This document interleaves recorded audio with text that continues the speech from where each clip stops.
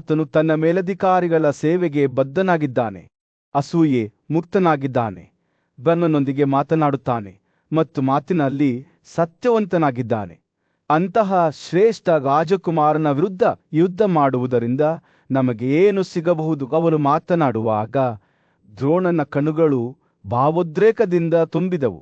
ನನ್ನ ಸ್ವಂತ ಮಗ ಅಶ್ವತ್ಥಾಮನ ಮೇಲಿನ ನನ್ನ ಪ್ರೀತಿಗಿಂತ ಧನಂಜಯನ ಮೇಲಿನ ನನ್ನ ಪ್ರೀತಿ ದೊಡ್ಡದು. ಅವನ ಧ್ವನಿಯು ನಡುಗುತ್ತಿತ್ತು.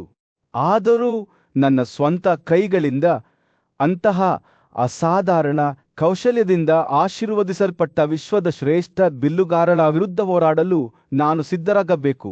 ಕರ್ತವ್ಯಕ್ಕಾಗಿ ನಾವು ನಮ್ಮ ಪ್ರೀತಿ ಪಾತ್ರವನ್ನು ತ್ಯಾಗ ಮಾಡಬೇಕೆಂದು ಒತ್ತಾಯಿಸುವ ಕ್ಷತ್ರಿಯ ವೃತ್ತಿಯ ಮೇಲೆ ವಿದ್ರೋಳನು ಮಾತನಾಡುವುದನ್ನು ಮುಂದುವರಿಸಿದಾಗ ಅವನ ಮಾತುಗಳು ಆಳವಾದ ದುಃಖ ಮತ್ತು ವಿಷಾದದಿಂದ ಕೂಡಿದ್ದವು. ದುರ್ಯೋಧನನೇ, ನಿನಗೆ ಕುರುಗಳಲ್ಲಿ ಹಿಯನು, ವಿದುರನು ಮತ್ತು ಸ್ವತಃ ವಾಸುದೇವನು ಸಹ ಎಚ್ಚರಿಕೆ ನೀಡಿದ್ದಾನೆ.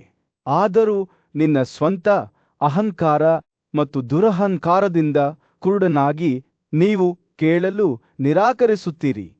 ವೀರ ಮತ್ತು ಯೋಧರೊಂದಿಗೆ ಹರಿಯುವ ಪ್ರಬಲ ನದಿಯಂತೆ ಇರುವ ಪಾಂಡವರ ಮೇಲೆ ದಾಳಿ ಮಾಡಲು ನೀವು ಪ್ರಯತ್ನಿಸುತ್ತೀರಿ. ಅವರನ್ನು ಕಡಿಮೆ ಅಂದಾಜು ಮಾಡಬಾರದು, ಏಕೆಂದರೆ ಅವರು ದೇವರ ಆಶೀರ್ವಾದವನ್ನು ಹೊಂದಿದ್ದಾರೆ. ಮುಂದೆ ಮಾತನಾಡುವಾಗ ಭೀಷ್ಮನ ಧ್ವನಿಯು ಸೌಮ್ಯವಾದ ಧ್ವನಿಯನ್ನು ಪಡೆದುಕೊಂಡಿತು. ನಾವು ನಮ್ಮ ಜೀವನವನ್ನು ಬದುಕಿದ್ದೇವೆ, ನಮ್ಮ ಕರ್ತವ್ಯವನ್ನು ಮಾಡಿದ್ದೇವೆ ಮತ್ತು ಬ್ರಾಹ್ಮಣರಿಗೆ ಉಡುಗೊರೆಗಳನ್ನು ನೀಡಿದ್ದೇವೆ. ನಮ್ಮ ಸಮಯವು ಕೊನೆಗೊಂಡಿದೆ. ಆದರೆ ದುರ್ಯೋಧನನೇ, ನೀನು ಇನ್ನೂ ಚಿಕ್ಕವನಾಗಿದ್ದೀಯಾ ಮತ್ತು ಬಲಶಾಲಿಯಾಗಿದ್ದೀಯಾ? ನೀನು ಏಕೆ ದುರಂತವನ್ನು ಎದುರಿಸಲು ಪ್ರಯತ್ನಿಸುತ್ತಿದ್ದೀಯಾ? ಪಾಂಡವರು ನಿನ್ನ ಶತ್ರುಗಳಲ್ಲ, ಅವರು ನಿನ್ನ ಸಹೋದರರು ಮತ್ತು ಅವರು ನಿನ್ನೊಂದಿಗೆ ಶಾಂತಿಯಿಂದ ಬದುಕಲು ಮಾತ್ರ ಬಯಸುತ್ತಾರೆ. ನಮ್ಮ ರಾಜ್ಯದ ಸಮೃದ್ಧಿಗಾಗಿ ಅವರೊಂದಿಗೆ ಶಾಂತಿ ಮಾಡಿಕೊಳ್ಳಿ. ನಾವು ಧರ್ಮಗ್ರಂಥಗಳನ್ನು ಅಧ್ಯಯನ ಮಾಡಿದ್ದೇವೆ, ಅಗ್ನಿಗೆ ಅರ್ಪಣೆಗಳನ್ನು ಮಾಡಿದ್ದೇವೆ ಮತ್ತು ಬ್ರಾಹ್ಮಣರಿಗೆ ಉಡುಗೊರೆಗಳನ್ನು ನೀಡಿದ್ದೇವೆ. ಆದರೆ ದುರ್ಯೋಧನನೇ, ನೀನು ತರ್ಕವನ್ನು ಕೇಳಬೇಕು ಮತ್ತು ನಿನ್ನ ಮೂರ್ಖ ಅಹಂಕಾರವನ್ನು ತ್ಯಜಿಸಬೇಕು. ಪಾಂಡುವಿನ ಮಗನನ್ನು ಕಡಿಮೆ ಅಂದಾಜು ಮಾಡಬಾರದು. ಅವನು ತನ್ನ ಬದಿಯಲ್ಲಿ ಜನಾರ್ದನನ ಆಶೀರ್ವಾದವನ್ನು ಹೊಂದಿದ್ದಾನೆ ಮತ್ತು ಅನೇಕ ಬುದ್ಧಿವಂತ ಮತ್ತು ವಿದ್ವಾಂಸರ ಬ್ರಾಹ್ಮಣರ ಬೆಂಬಲವನ್ನು ಹೊಂದಿದ್ದಾನೆ. ಸೂರ್ಯನು ದಿಗಂತದ ಕೆಳಗೆ ಮುಳುಗಿ ರಾಜ್ಯವನ್ನು ಕತ್ತಲೆ ಮತ್ತು ಮುನ್ಸೂಚನೆಯ ನೆರಳಿನಲ್ಲಿ ಮುಳುಗಿಸಿದಾಗ ದುರ್ಯೋಧನನ ಸಲಹೆಗಾರರು ಒಂದೇ ಧ್ವನಿಯಲ್ಲಿ ಮಾತನಾಡಿದರು, ನಮ್ಮ ಹಿತಕ್ಕಾಗಿ ಪಾಂಡವರೊಂದಿಗೆ ಶಾಂತಿ ಮಾಡಿಕೊಳ್ಳಿ. ಜನಜಂಗುಳಿಯಿಂದ ಕೂಡಿದ ನಗರದ ಮೇಲೆ ಸೂರ್ಯ ಉದಯಿಸುತ್ತಿದ್ದಂತೆ ಧೃತರಾಷ್ಟ್ರನು ತನ್ನ ಸಿಂಹಾಸನದ ಮೇಲೆ ಕುಳಿತಿದ್ದನು. ಅವನ ಕಣ್ಣುಗಳು ತುರ್ತಾಗಿ ಸಂಜಯನ ಮೇಲೆ ನಿಂತವು. ಸಂಜಯ ಎಂದು ಅವನ ಧ್ವನಿ ಮಂದವಾಗಿ ಮತ್ತು ಉದ್ದೇಶಪೂರ್ವಕವಾಗಿ, ಕೃಷ್ಣನು ಕರ್ಣನನ್ನು ತನ್ನ ರಥದ ಮೇಲೆ ಹೊತ್ತುಕೊಂಡು ನಮ್ಮ ನಗರವನ್ನು ತೊರೆದಾಗ ಏನಾಯಿತು ಎಂದು ನನಗೆ ತಿಳಿಸಿ, ಮಧುವಿನ ಕೊಲೆಗಾರನು ರಾಧೆಯ ಮಗನೊಂದಿಗೆ ಯಾವ ಮಾತುಗಳನ್ನು ಹೇಳಿದನು? ಅವು ಸಂಧಾನಕಾರಿಯೇ ಅಥವಾ ಉಗ್ರವೇ? ಸಂಜಯನು ತನ್ನ ಕಥೆಯನ್ನು ಪ್ರಾರಂಭಿಸುವ ಮೊದಲು ಗೌರವದಿಂದ ತನ್ನ ತಲೆಯನ್ನು ಬಾಗಿಸಿದನು. ಓ ಭರತ, ನನ್ನ ಮಾತನ್ನು ಕೇಳು. ನಾನು ಕೃಷ್ಣನು ಹೇಳಿದ ಮಾತುಗಳನ್ನು ನೆನಪಿಸಿಕೊಳ್ಳುವಾಗ ಭಯಹುಟ್ಟಿಸುವ ಮತ್ತು ಸೌಮ್ಯವಾದ, ಸಮ್ಮತಿಸುವ ಮತ್ತು ಸದ್ಗುಣಕ್ಕೆ ಅನುಗುಣವಾದ ಪದಗಳು ಎಂದು ಹೇಳಿದ ನೃತ್ತದ ಮೇಲೆ ಕರ್ಣನನ್ನು ಉದ್ದೇಶಿಸಿ ಮಾತನಾಡುವಾಗ ಕೃಷ್ಣನ ಧ್ವನಿಯು ಗುಡುಗಿನಂತೆ ಚಿಮ್ಮಿತು. ಓ ರಾಧೆಯ ಮಗನೇ, ಅವನು ಪ್ರಾರಂಭಿಸಿದ, ನೀನು ವೇದಗಳನ್ನು ಚೆನ್ನಾಗಿ ತಿಳಿದಿರುವ ಅನೇಕ ಬ್ರಾಹ್ಮಣರನ್ನು ಕೂಜಿಸಿದ್ದೀಯ. ಅಸೂಯೆಯಿಲ್ಲದ ಮನಸ್ಸಿನಿಂದ ನೀವು ಅವರಿಗೆ ಪ್ರಶ್ನೆಗಳನ್ನು ಕೇಳಿದ್ದೀರಿ ಮತ್ತು ವೇದಗಳ ಶಾಶ್ವತ ಹೇಳಿಕೆಗಳು ಏನೆಂದು ನಿಮಗೆ ತಿಳಿದಿದೆ. ನೀವು ಗ್ರಂಥಗಳ ಎಲ್ಲಾ ಸೂಕ್ಷ್ಮ ತೀರ್ಮಾನಗಳನ್ನು ಸಹ ಚೆನ್ನಾಗಿ ಬಲ್ಲಿರಿ. ಕೃಷ್ಣನು ಮಾತನಾಡುವುದನ್ನು ಮುಂದುವರೆಸಿದಾಗ ಕರ್ಣನ ಕಣ್ಣುಗಳು ಅಗಲವಾದವು. ಕನ್ಯೆಯಿಂದ ಜನಿಸಿದ 2 ರೀತಿಯ ಪುತ್ರರು ಅವಳನ್ನು ಮದುವೆಯಾದ ತಮ್ಮ ತಂದೆಗಾಗಿ ಅವನನ್ನು ಹೊಂದಿದ್ದಾರೆಂದು ಹೇಳಲಾಗುತ್ತದೆ. ಓ ಕರ್ಣನೇ, ನೀನು ಈ ರೀತಿ ಜನಿಸಿದ್ದೀಯ, ಆದ್ದರಿಂದ ನೀನು ನೈತಿಕವಾಗಿ ಪಾಂಡುವಿನ ಮಗನಾಗಿದ್ದೀಯ. ಬನ್ನಿ, ಧರ್ಮಗ್ರಂಥಗಳ ಆಜ್ಞೆಯ ಪ್ರಕಾರ ರಾಜನಾಗಿರು ಕರ್ಣನಿಗೆ ತನ್ನ ಸಂಬಂಧಿಕರ ನಡುವೆ ಒಂದು ಸ್ಥಾನವನ್ನು ನೀಡಿದಾಗ ಕೃಷ್ಣನ ಮಾತುಗಳು ಪ್ರಾಮಾಣಿಕತೆಯಿಂದ ಸುರಿದವು. ನಿನ್ನ ತಂದೆಯ ಬದಿಯಲ್ಲಿ ನಿನಗೆ ಪ್ರೀತನ ಮಕ್ಕಳು ಇದ್ದಾರೆ, ನಿನ್ನ ತಾಯಿಯ ಬದಿಯಲ್ಲಿ ನಿನಗೆ ಋಷಿಗಳಿದ್ದಾರೆ. ನೀನು ಅವರ ಸ್ವಂತವನು. ಮನುಷ್ಯರಲ್ಲಿ ಓ ಗೂಳಿ, ನಿನಗೆ ಈ ಇಬ್ಬರು ಇದ್ದಾರೆ ಎಂದು ತಿಳಿದುಕೋ. ಕೃಷ್ಣನ ಮಾತುಗಳು ನದಿಯಂತೆ ಸುರಿಯುತ್ತಿದ್ದಂತೆ ಕರ್ಣನ ಹೃದಯವು ಭಾವೋದ್ರೇಕದಿಂದ ಉಬ್ಬಿಕೊಂಡಿತ್ತು. ಕೃಷ್ಣನು ರಾಜನಾಗಿ ತನ್ನ ಸ್ಥಾಪನೆಯ ಭವ್ಯ ಸಮಾರಂಭವನ್ನು ವಿವರಿಸುವಾಗ ಅವನು ಶ್ರದ್ಧೆಯಿಂದ ಆಲಿಸಿದನು.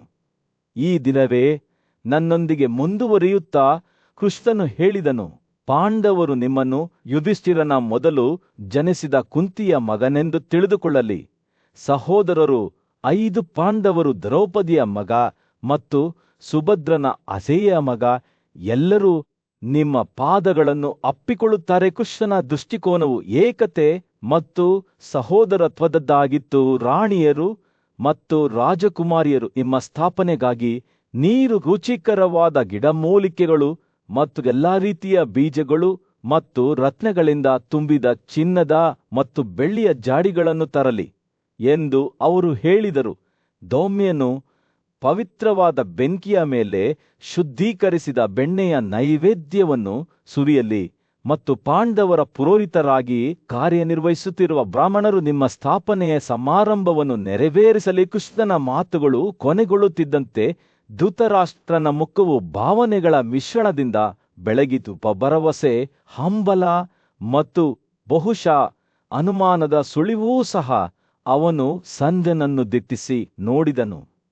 ಬಿರುಗಾಳಿಯ ಮಧ್ಯದಲ್ಲಿ ಕರ್ಣನು ಕೃಷ್ಣನ ಮುಂದೆ ನಿಂತನು. ಅವನ ಕಣ್ಣುಗಳು ಭಾವನೆಗಳ ಮಿಶ್ರಣದಿಂದ ತುಂಬಿದವು. ಅವನು ತನ್ನ ಕಥೆಯನ್ನು ವಿವರಿಸುತ್ತಿದ್ದಾಗ, ಓ ಕೇಶವ, ಅವನು ತನ್ನ ಧ್ವನಿಯನ್ನು ಪ್ರಾಮಾಣಿಕತೆಯಿಂದ ಪ್ರಾರಂಭಿಸಿದನು.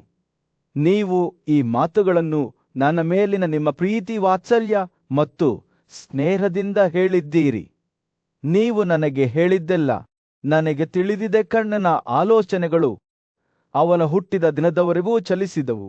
ಅವನ ತಾಯಿ ಕುಂತಿ ಅವನನ್ನು ಬಾಲ್ಯದಲ್ಲಿ ತೊರೆದಿದ್ದಾಗ ಅವನನ್ನು ತನ್ನ ಸ್ವಂತ ಮಗನಾಗಿ ಬೆಳೆಸಿದ ಅಧೀಯತ ಎಂಬ ಸುತನು ಅವನನ್ನು ಕಂಡದ್ದು ಅವನಿಗೆ ನೆನಪಾಯಿತು.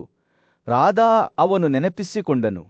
ಅದೇ ದಿನ ತನ್ನ ಸ್ವಂತ ಹಾಲಿನಿಂದ ನನಗೆ ಶುಶ್ರೂಷೆ ಮಾಡಿದಳು ಮತ್ತು ಅವಳು ನನ್ನ ಮೂತ್ರವನ್ನು ಮತ್ತು ಸ್ಥಳಾಂತರಗಳನ್ನು ಸ್ವಚ್ಛಗೊಳಿಸಿದಳು.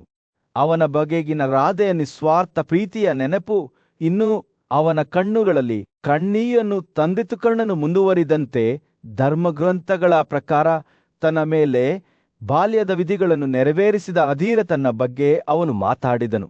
ಕರ್ಣನು ಗೌರವದಿಂದ ಹೇಳಿದನು, ಆ ಅಧೀರತೆಯು ಬ್ರಾಹ್ಮಣರಿಂದ ನನಗೆ ವಸುಸೇನ ಎಂಬ ಹೆಸರನ್ನು ನೀಡಿತು. ಅಧೀರತನು ತನ್ನ ಮದುವೆಗಳನ್ನು ಹೇಗೆ ಏರ್ಪಡಿಸಿದನು ಮತ್ತು ಆ ಸಂಯೋಗಗಳ ಮೂಲಕ ತನ್ನ ಪುತ್ರರು ಮತ್ತು ಮೊಮ್ಮಕ್ಕಳು ಹೇಗೆ ಜನಿಸಿದರು ಎಂಬುದನ್ನು ಅವನು ನೆನಪಿಸಿಕೊಂಡನು. ದುರ್ಯೋಧನನೊಂದಿಗಿನ ತನ್ನ ಸಂಬಂಧದ ಬಗ್ಗೆ ಮಾತನಾಡುವಾಗ ಕರ್ಣನ ಹೃದಯವು ಹೆಮ್ಮೆಯಿಂದ ಉಬ್ಬಿಕೊಂಡಿತು. ನಾನು 13 ವರ್ಷಗಳಿಂದ ಸಾರ್ವಭೌಮತ್ವವನ್ನು ಅನುಭವಿಸಿದ್ದೇನೆ, ನನ್ನ ಬದಿಯಲ್ಲಿ ಒಂದು ಹುಳ್ಳು ಇಲ್ಲ ಎಂದು ಅವನು ಹೇಳಿದನು. ನಾನು ಅನೇಕ ತ್ಯಾಗಗಳನ್ನು ಮಾಡಿದ್ದೇನೆ. ಯಾವಾಗಲೂ ಸುತ ಬುಡಕಟ್ಟಿನ ವ್ಯಕ್ತಿಗಳೊಂದಿಗೆ ಸಂಬಂಧ ಹೊಂದಿದ್ದೇನೆ. ಅವನು ಪಾಂಡುವಿನ ಮಕ್ಕಳೊಂದಿಗೆ ಬೆಳೆದಿದ್ದನು. ಆದರೆ ಕರ್ಣನಿಗೆ ತಾನು ರಕ್ತದಿಂದ ಅವರ ಸಹೋದರನಲ್ಲ ಎಂದು ತಿಳಿದಿತ್ತು. ಕರ್ಣನು ತನ್ನ ಕಥೆಯನ್ನು ವಿವರಿಸುವಾಗ ಕೃಷ್ಣನು ಸೂಕ್ಷ್ಮವಾಗಿ ಆಲಿಸಿದನು. ಅವನ ಅಭಿವ್ಯಕ್ತಿ ಸಹಾನುಭೂತಿ ಮತ್ತು ತಿಳುವಳಿಕೆಯ ಮಿಶ್ರಣವಾಗಿತ್ತು. ನಾನು ಈಗ ಅರ್ಜುನನೊಂದಿಗೆ ಒಂದೇ ಒಂದು ಯುದ್ಧದಲ್ಲಿ ತೊಡಗದಿದ್ದರೆ, ಕರ್ಣನು ದೃಢನಿಶ್ಚಯದಿಂದ ತುಂಬಿದ ಅವನ ಧ್ವನಿಯಲ್ಲಿ ಹೇಳಿದನು, ಇದು ನನಗೆ ಮತ್ತು ಪಾರ್ಥ ಇಬ್ಬರಿಗೂ ಅಸಹ್ಯಕರವಾಗಿರುತ್ತದೆ. ಅವನು ಯುದ್ಧಭೂಮಿಯಲ್ಲಿ ಅರ್ಜುನನನ್ನು ಎದುರಿಸಬೇಕಾಗಿತ್ತು ಎಂದು ಅವನಿಗೆ ತಿಳಿದಿತ್ತು.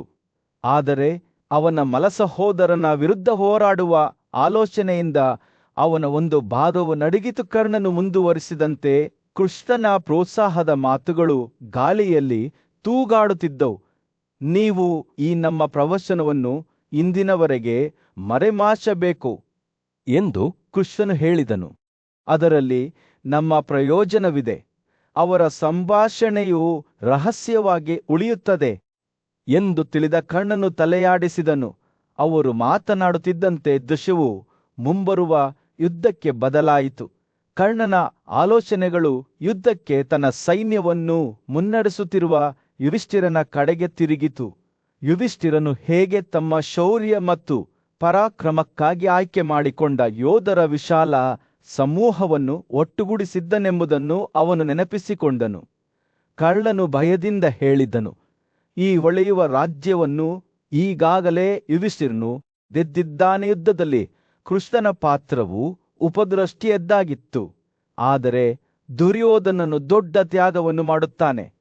ಯೋಧರು ಯುದ್ಧಕ್ಕಾಗಿ ತಯಾರಿ ನಡೆಸುತ್ತಿದ್ದರು. ಸಂಜಯನು ಕರ್ಣನ ಮುಂದೆ ನಿಂತಾಗ ಅವನು ಶತ್ರು ವೀರರ ಹಂತಕನಾದ ಕೇಶವನ ಮಾತುಗಳನ್ನು ಅವನೊಂದಿಗೆ ಹಂಚಿಕೊಂಡನು. ಕೇಶವನ ಧ್ವನಿಯು ಬೇಸಿಗೆಯ ದಿನದಂದು ಸೌಮ್ಯವಾದ ಗಾಳಿಯಂತೆ ಇತ್ತು ಮತ್ತು ಅವನ ನಗು ಕೋಣೆಗಳ ಕತ್ತಲನ್ನೂ ಸಹ ಬೆಳಗಿಸುತ್ತಿತ್ತು. ಕರ್ಣ, ಅವನು ಸಾಮ್ರಾಜ್ಯವನ್ನು ಗೆಲ್ಲುವ ಮಾರ್ಗವು ಸ್ಪಷ್ಟವಾಗಿದೆ ಎಂದು ನಿಮಗೆ ಕಾಣುತ್ತಿಲ್ಲವೇ?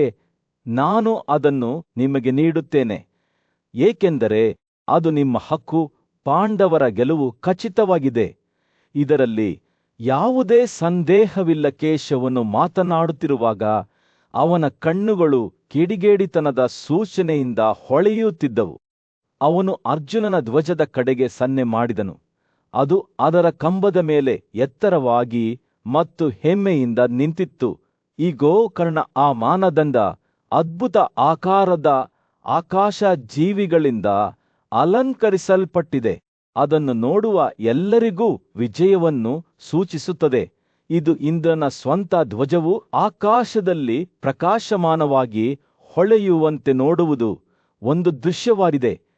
ಧ್ವಜವು ಆಕಾಶದವರೆಗೆ ವಿಸ್ತರಿಸಿದರೆ ಅದರ ಪ್ರಕಾಶವು ಯುದ್ಧಭೂಮಿಯ ಕತ್ತಲ ಮೂಲೆಗಳನ್ನೂ ಸಹ ಬೆಳಗಿಸುತ್ತದೆ. ಕೇಶವನ ಮಾತುಗಳು ಸೂಕ್ಷ್ಮವಾದ ಎಚ್ಚರಿಕೆಯಿಂದ ಕೂಡಿದ್ದವು. ಅದನ್ನು ಕರ್ಣನಿಗೆ ನಿರ್ಲಕ್ಷಿಸಲು ಸಾಧ್ಯವಾಗಲಿಲ್ಲ. ಕೃಷ್ಣನಿಂದ ಓಡಿಸಲ್ಪಟ್ಟ ಮತ್ತು ಐಂದ್ರ ಆಜ್ಞಾ ಮತ್ತು ಮರುತ ಶಸ್ತ್ರಾಸ್ತ್ರಗಳನ್ನು ಹೊಂದಿದ್ದ ಅರ್ಜುನನ ರಥದ ಮೇಲೆ ನೀವು ಅವನನ್ನು ಎದುರಿಸಿದಾಗ ದಂಡಿವನು ಗುಡುಗುಗಳಂತೆ ಗಾಳಿಯನ್ನು ಚುಚ್ಚುವ ಶಬ್ದವನ್ನು ನೀವು ಕೇಳುತ್ತೀರಿ.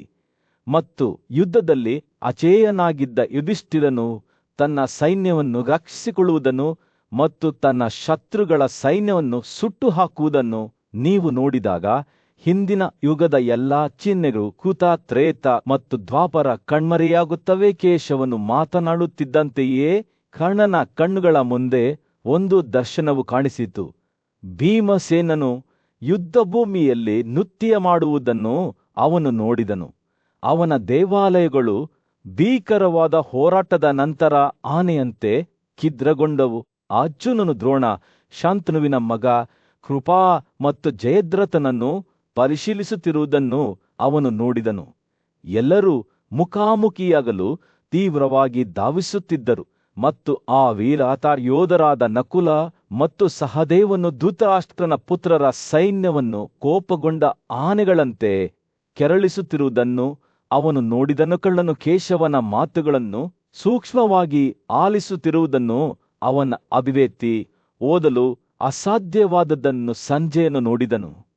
ಕೊನೆಗೆ ಓ ಕರ್ಣ, ದ್ರೋಣ ಮತ್ತು ಶಂತನುವಿನ ಮಗನ ಬಳಿಗೆ ಹಿಂತಿರುಗಿ ಅವರಿಗೆ ಹೇಳಿ, ಈ ತಿಂಗಳು ಸಂತೋಷಕರವಾಗಿದೆ. ಆಹಾರ ಪಾನೀಯ ಮತ್ತು ಇಂಧನರು ಈಗ ಹೇರಳವಾಗಿದೆ. ಎಲ್ಲಾ ಸಸ್ಯಗಳು ಮತ್ತು ಗಿಡಮೂಲಿಕೆಗಳು ಚೂಕಾಗಿವೆ ಮತ್ತು ಮರಗಳು ಹಣ್ಣುಗಳಿಂದ ತುಂಬಿವೆ. ರಸ್ತೆಗಳು ಕೆಸರುರಿತವಾಗಿವೆ ಮತ್ತು ನೀರು ಹಿತಕರವಾದ ರುಚಿಯನ್ನು ಹೊಂದಿದೆ. ಹವಾಮಾನವು ಆಹ್ಲಾದಕರವಾಗಿದೆ. ತುಂಬಾ ಬಿಸಿಯಾಗಲಿ ಅಥವಾ ತುಂಬಾ ತಂಪಾಗಲಿ ಇಲ್ಲ. ಸಂಜಯನ ಮಾತುಗಳು ಸೂಕ್ಷ್ಮವಾದ ಎಚ್ಚರಿಕೆಯಾಗಿದ್ದವು. ಅದನ್ನು ಕರ್ಣನಿಗೆ ನಿರ್ಲಕ್ಷಿಸಲು ಸಾಧ್ಯವಾಗಲಿಲ್ಲ. 7 ದಿನಗಳ ನಂತರ ಅಮಾವಾಸ್ಯೆಯ ದಿನವಾಗಲಿದೆ ಎಂದು ಸಂಜಯ ಹೇಳಿದನು. ಈ ದಿನದ ಅಧ್ಯಕ್ಷತೆಯನ್ನು ಸ್ವತಃ ಇಂದ್ರನು ವಹಿಸುತ್ತಾನೆಂದು ಹೇಳಲಾಗುತ್ತದೆ. ಆಗ ಯುದ್ಧ ಪ್ರಾರಂಭವಾಗಲಿ. ಸೂರ್ಯನು ಕುರು ಶಿಬಿರದ ಮೇಲೆ ಮುಳುಗುತ್ತಿದ್ದಾಗ ಅಲ್ಲಿ ನೆರೆದಿದ್ದ ಯೋಧರ ಮೇಲೆ ಚಿನ್ನದ ಹೊಳಪನ್ನು ಬೀರಿದನು. ಸಂಜಯನು ಮಧುವಿನ ಹಂತಕನಾದ ಕೇಶವನ ಮುಂದೆ ನಿಂತು ಶಾಂತ ಸ್ವರಗಳಲ್ಲಿ ಮಾತನಾಡಲು ಪ್ರಾರಂಭಿಸಿದನು. ಓ ಕೇಶವ, ನಿನ್ನ ಶುಭ ಮಾತುಗಳನ್ನು ಕೇಳಿ ಕಳ್ಳನು ನಿನ್ನನ್ನು ಆರಾಧಿಸಿ ಹೀಗೆ ಹೇಳಿದನು. ಎಲ್ಲವನ್ನೂ ತಿಳಿದಿರುವ ನೀನು ಇನ್ನೂ ನನ್ನನ್ನು ಏಕೆ ಮೋಸಗೊಳಿಸಲು ಪ್ರಯತ್ನಿಸುತ್ತಿದ್ದಿ? ನಾನು ದುಶಾಸನ ಮತ್ತು ಧೃತರಾಷ್ಟ್ರನ ಮಗನಾದ ರಾಜ ದುರ್ಯೋಧನಿಂದ ಉಂಟಾದ ಭೂಮಿಯ ನಾಶವು ಹತ್ತಿರದಲ್ಲಿದೆ. ಸಂಜೆಯನ್ನು ಮಾತನಾಡುತ್ತಿದ್ದಂತೆಯೇ ಕಣ್ಣನ ಮಾತುಗಳು ಕೇಶವನ ಮನಸ್ಸಿನಲ್ಲಿ ಪ್ರತಿಧ್ವನಿಸುತ್ತಿದ್ದವು. ಪಾಂಡವರು ಮತ್ತು ಕುರುಗಳ ನಡುವೆ ದೊಡ್ಡ ಮತ್ತು ಭೀಕರವಾದ ಯುದ್ಧವು ಸಮೀಪಿಸುತ್ತಿದೆ ಎಂದು ಅವನು ಹೇಳಿದನು. ಅವನ ಧ್ವನಿಯಲ್ಲಿ ಮುನ್ಸೂಚನೆಯ ಭಾವ ತುಂಬಿತ್ತು. ದುರ್ಯೋಧನನನ್ನು ಹಿಂಬಾಲಿಸಿದ ಎಲ್ಲಾ ರಾಜರು ಮತ್ತು ರಾಜಕುಮಾರರು ಯುದ್ಧದ ಬೆಂಕಿಯಿಂದ ಭಸ್ಮವಾದ ಯಮ ನಿವಾಸಕ್ಕೆ ತೆರಳುತ್ತಾರೆ. ಕೇಶವನ ಕಣ್ಣುಗಳು ಸನ್ನಿಹಿತವಾದ ವಿನಾಶದ ಚಿಹ್ನೆಗಳನ್ನು ಹುಡುಕುತ್ತಿರುವಂತೆ ದಿಗಂತವನ್ನು ಹುಡುಕಿದ ರೋಹಿಣಿ ನಕ್ಷತ್ರಪುಂಜದ ಮೇಲೆ ಶನೈಶ್ಚರ ಗ್ರಹದ ಬಾಧೆ, ಜ್ಯೇಷ್ಠದ ಕಡೆಗೆ ಅಂಗಾರಕದ ಚಕ್ರದ ಚಲನೆ ಮತ್ತು ಚಿತ್ರದ ಕಡೆಗೆ ಮಹಾಪತನ ಸಮೀಪಿಸುವಿಕೆ. ಚಂದ್ರನ ತಟ್ಟೆಯ ಮೇಲಿನ ಸ್ಥಳವು ತನ್ನ ಸ್ಥಾನವನ್ನು ಬದಲಾಯಿಸಿಕೊಂಡಿತ್ತು ಮತ್ತು ರಾಹು ಸೂರ್ಯನ ಹತ್ತಿರ ಬರುತ್ತಿದ್ದನು. ದೊಡ್ಡ ಶಬ್ದ ಮತ್ತು ನಡುಗುವ ಚಲನೆಯಿಂದ ಉಲ್ಕೆಗಳು ಆಕಾಶದಿಂದ ಬೀಳುತ್ತಿದ್ದವು. ಸಂಜೆಯನ್ನು ಮಾತನಾಡುವಾಗ ದುರ್ಯೋಧನನ ಸೈನ್ಯದಲ್ಲಿದ್ದ ಆನೆಗಳು ಭಯಭೀತರಾಗಿ ಕೂಗಿದವು. ಆದರೆ ಕುದುರೆಗಳು ಕಣ್ಣೀರು ಸುರಿಸಿದವು. ಆಹಾರ ಮತ್ತು ಪಾನೀಯದಲ್ಲಿ ಸಂತೋಷವನ್ನು ಪಡೆಯಲು ನಿರಾಕರಿಸಿದವು. ಇದು ದೋಷದ ಸೂಚನೆಯಾಗಿದೆ ಎಂದು ಬುದ್ಧಿವಂತರು ಹೇಳಿದ್ದರು ಮತ್ತು ವಾಸ್ತವವಾಗಿ ಅದೇ ಪ್ರಾಣಿಗಳು ಸನ್ನಿಹಿತವಾದ ವಿನಾಶವನ್ನು ಗೈಸುತ್ತಿವೆ ಎಂದು ತೋರುತ್ತಿತ್ತು. ಆದರೆ ಈ ಎಲ್ಲಾ ಸೋಲಿನ ಲಕ್ಷಣಗಳ ನಡುವೆಯೂ ಕೇಶವನು ಭರವಸೆಯ ಮಿನುಗುವಿಕೆಯನ್ನು ಕಂಡನು. ಯುಧಿಷ್ಠಿರನು ತನ್ನ ಸಹೋದರರೊಂದಿಗೆ 1,000 ಕಂಬಗಳಿಂದ ಬೆಂಬಲಿತವಾದ ಅರಮನೆಯೊಂದಕ್ಕೆ ಹತ್ತುತ್ತಿರುವುದನ್ನು ಅವನು ನೋಡಿದನು. ಎಲ್ಲರೂ ಬಿಳಿ ನಿಲುವಂಗಿಗಳನ್ನು ಧರಿಸಿ ಬಿಳಿ ಆಸನಗಳ ಮೇಲೆ ಕುಳಿತಿದ್ದರು. ಈ ದೃಷ್ಟಿಯಲ್ಲಿ ಕೇಶವನು ರಕ್ತಸಿಕ್ತವಾದ ಭೂಮಿಯನ್ನು ಶಸ್ತ್ರಾಸ್ತ್ರಗಳಿಂದ ಆವರಿಸಿರುವುದು ಕಂಡುಬಂದಿತು. ಆದರೆ ಯುಧಿಷ್ಠಿರನು ಸಂತೋಷದಿಂದ ಚಿನ್ನದ ಕಪ್ಪಿಂದ ಬೆಣ್ಣೆಯ ಪಾಯಸವನ್ನು ತಿನ್ನುತ್ತಿದ್ದನು. ಸಂಜಯನು ಮಾತನಾಡುವುದನ್ನು ಮುಗಿಸಿದಾಗ ಕಳ್ಳನು ಕೇಶವನ ಹತ್ತಿರ ಹೋದನು. ಅವನ ಕಣ್ಣುಗಳು ಆಳವಾದ ಹಮ್ಮಲದಿಂದ ತುಂಬಿದವು. ನಾವು ಈ ದೊಡ್ಡ ಯುದ್ಧದಿಂದ ಜೀವಂತವಾಗಿ ಹೊರಬಂದರೆ ನಾವು ಇಲ್ಲಿ ಮತ್ತೆ ಭೇಟಿಯಾಗಲಿ ಎಂದು ಹೇಳಿದನು.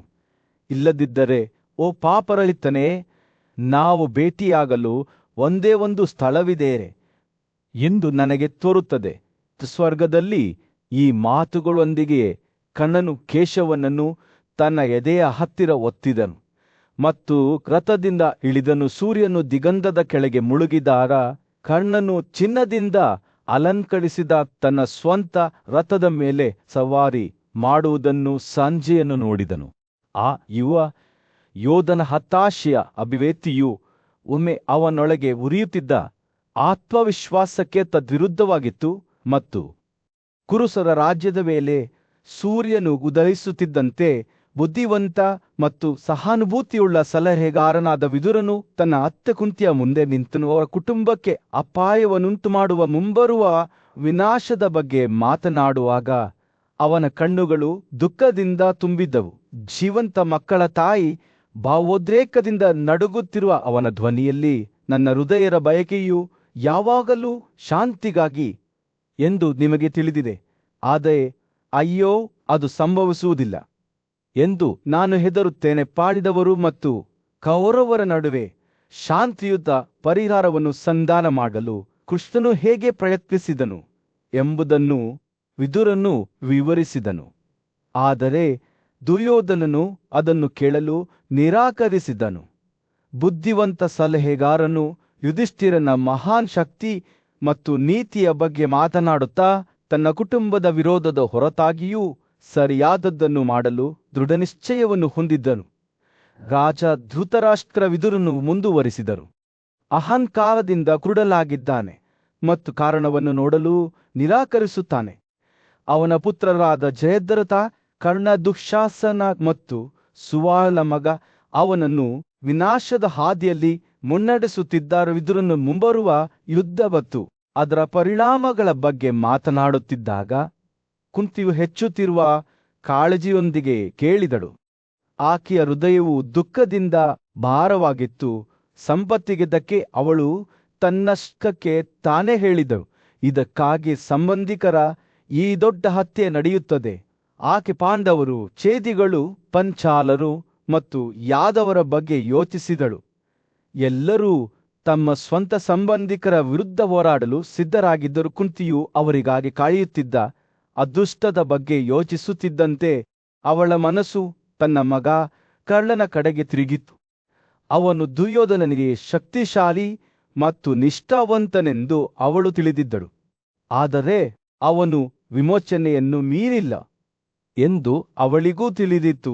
ನಾನು ಅವನನ್ನು ತಲುಪಲು ಸಾಧ್ಯವಾದರೆ ಅವಳು ಯೋಚಿಸಿದಳು, ಬಹುಶಃ ನಾನು ಅವನ ಹೃದಯವನ್ನು ಪಾಂಡವರ ಕಡೆಗೆ ಸೆಳೆಯಬಲ್ಲೆ. ಕುಂತಿಯು ಪವಿತ್ರ ದುರ್ವಾಸನ ಒಂದು ವರವನ್ನು ನೆನಪಿಸಿಕೊಂಡಳು.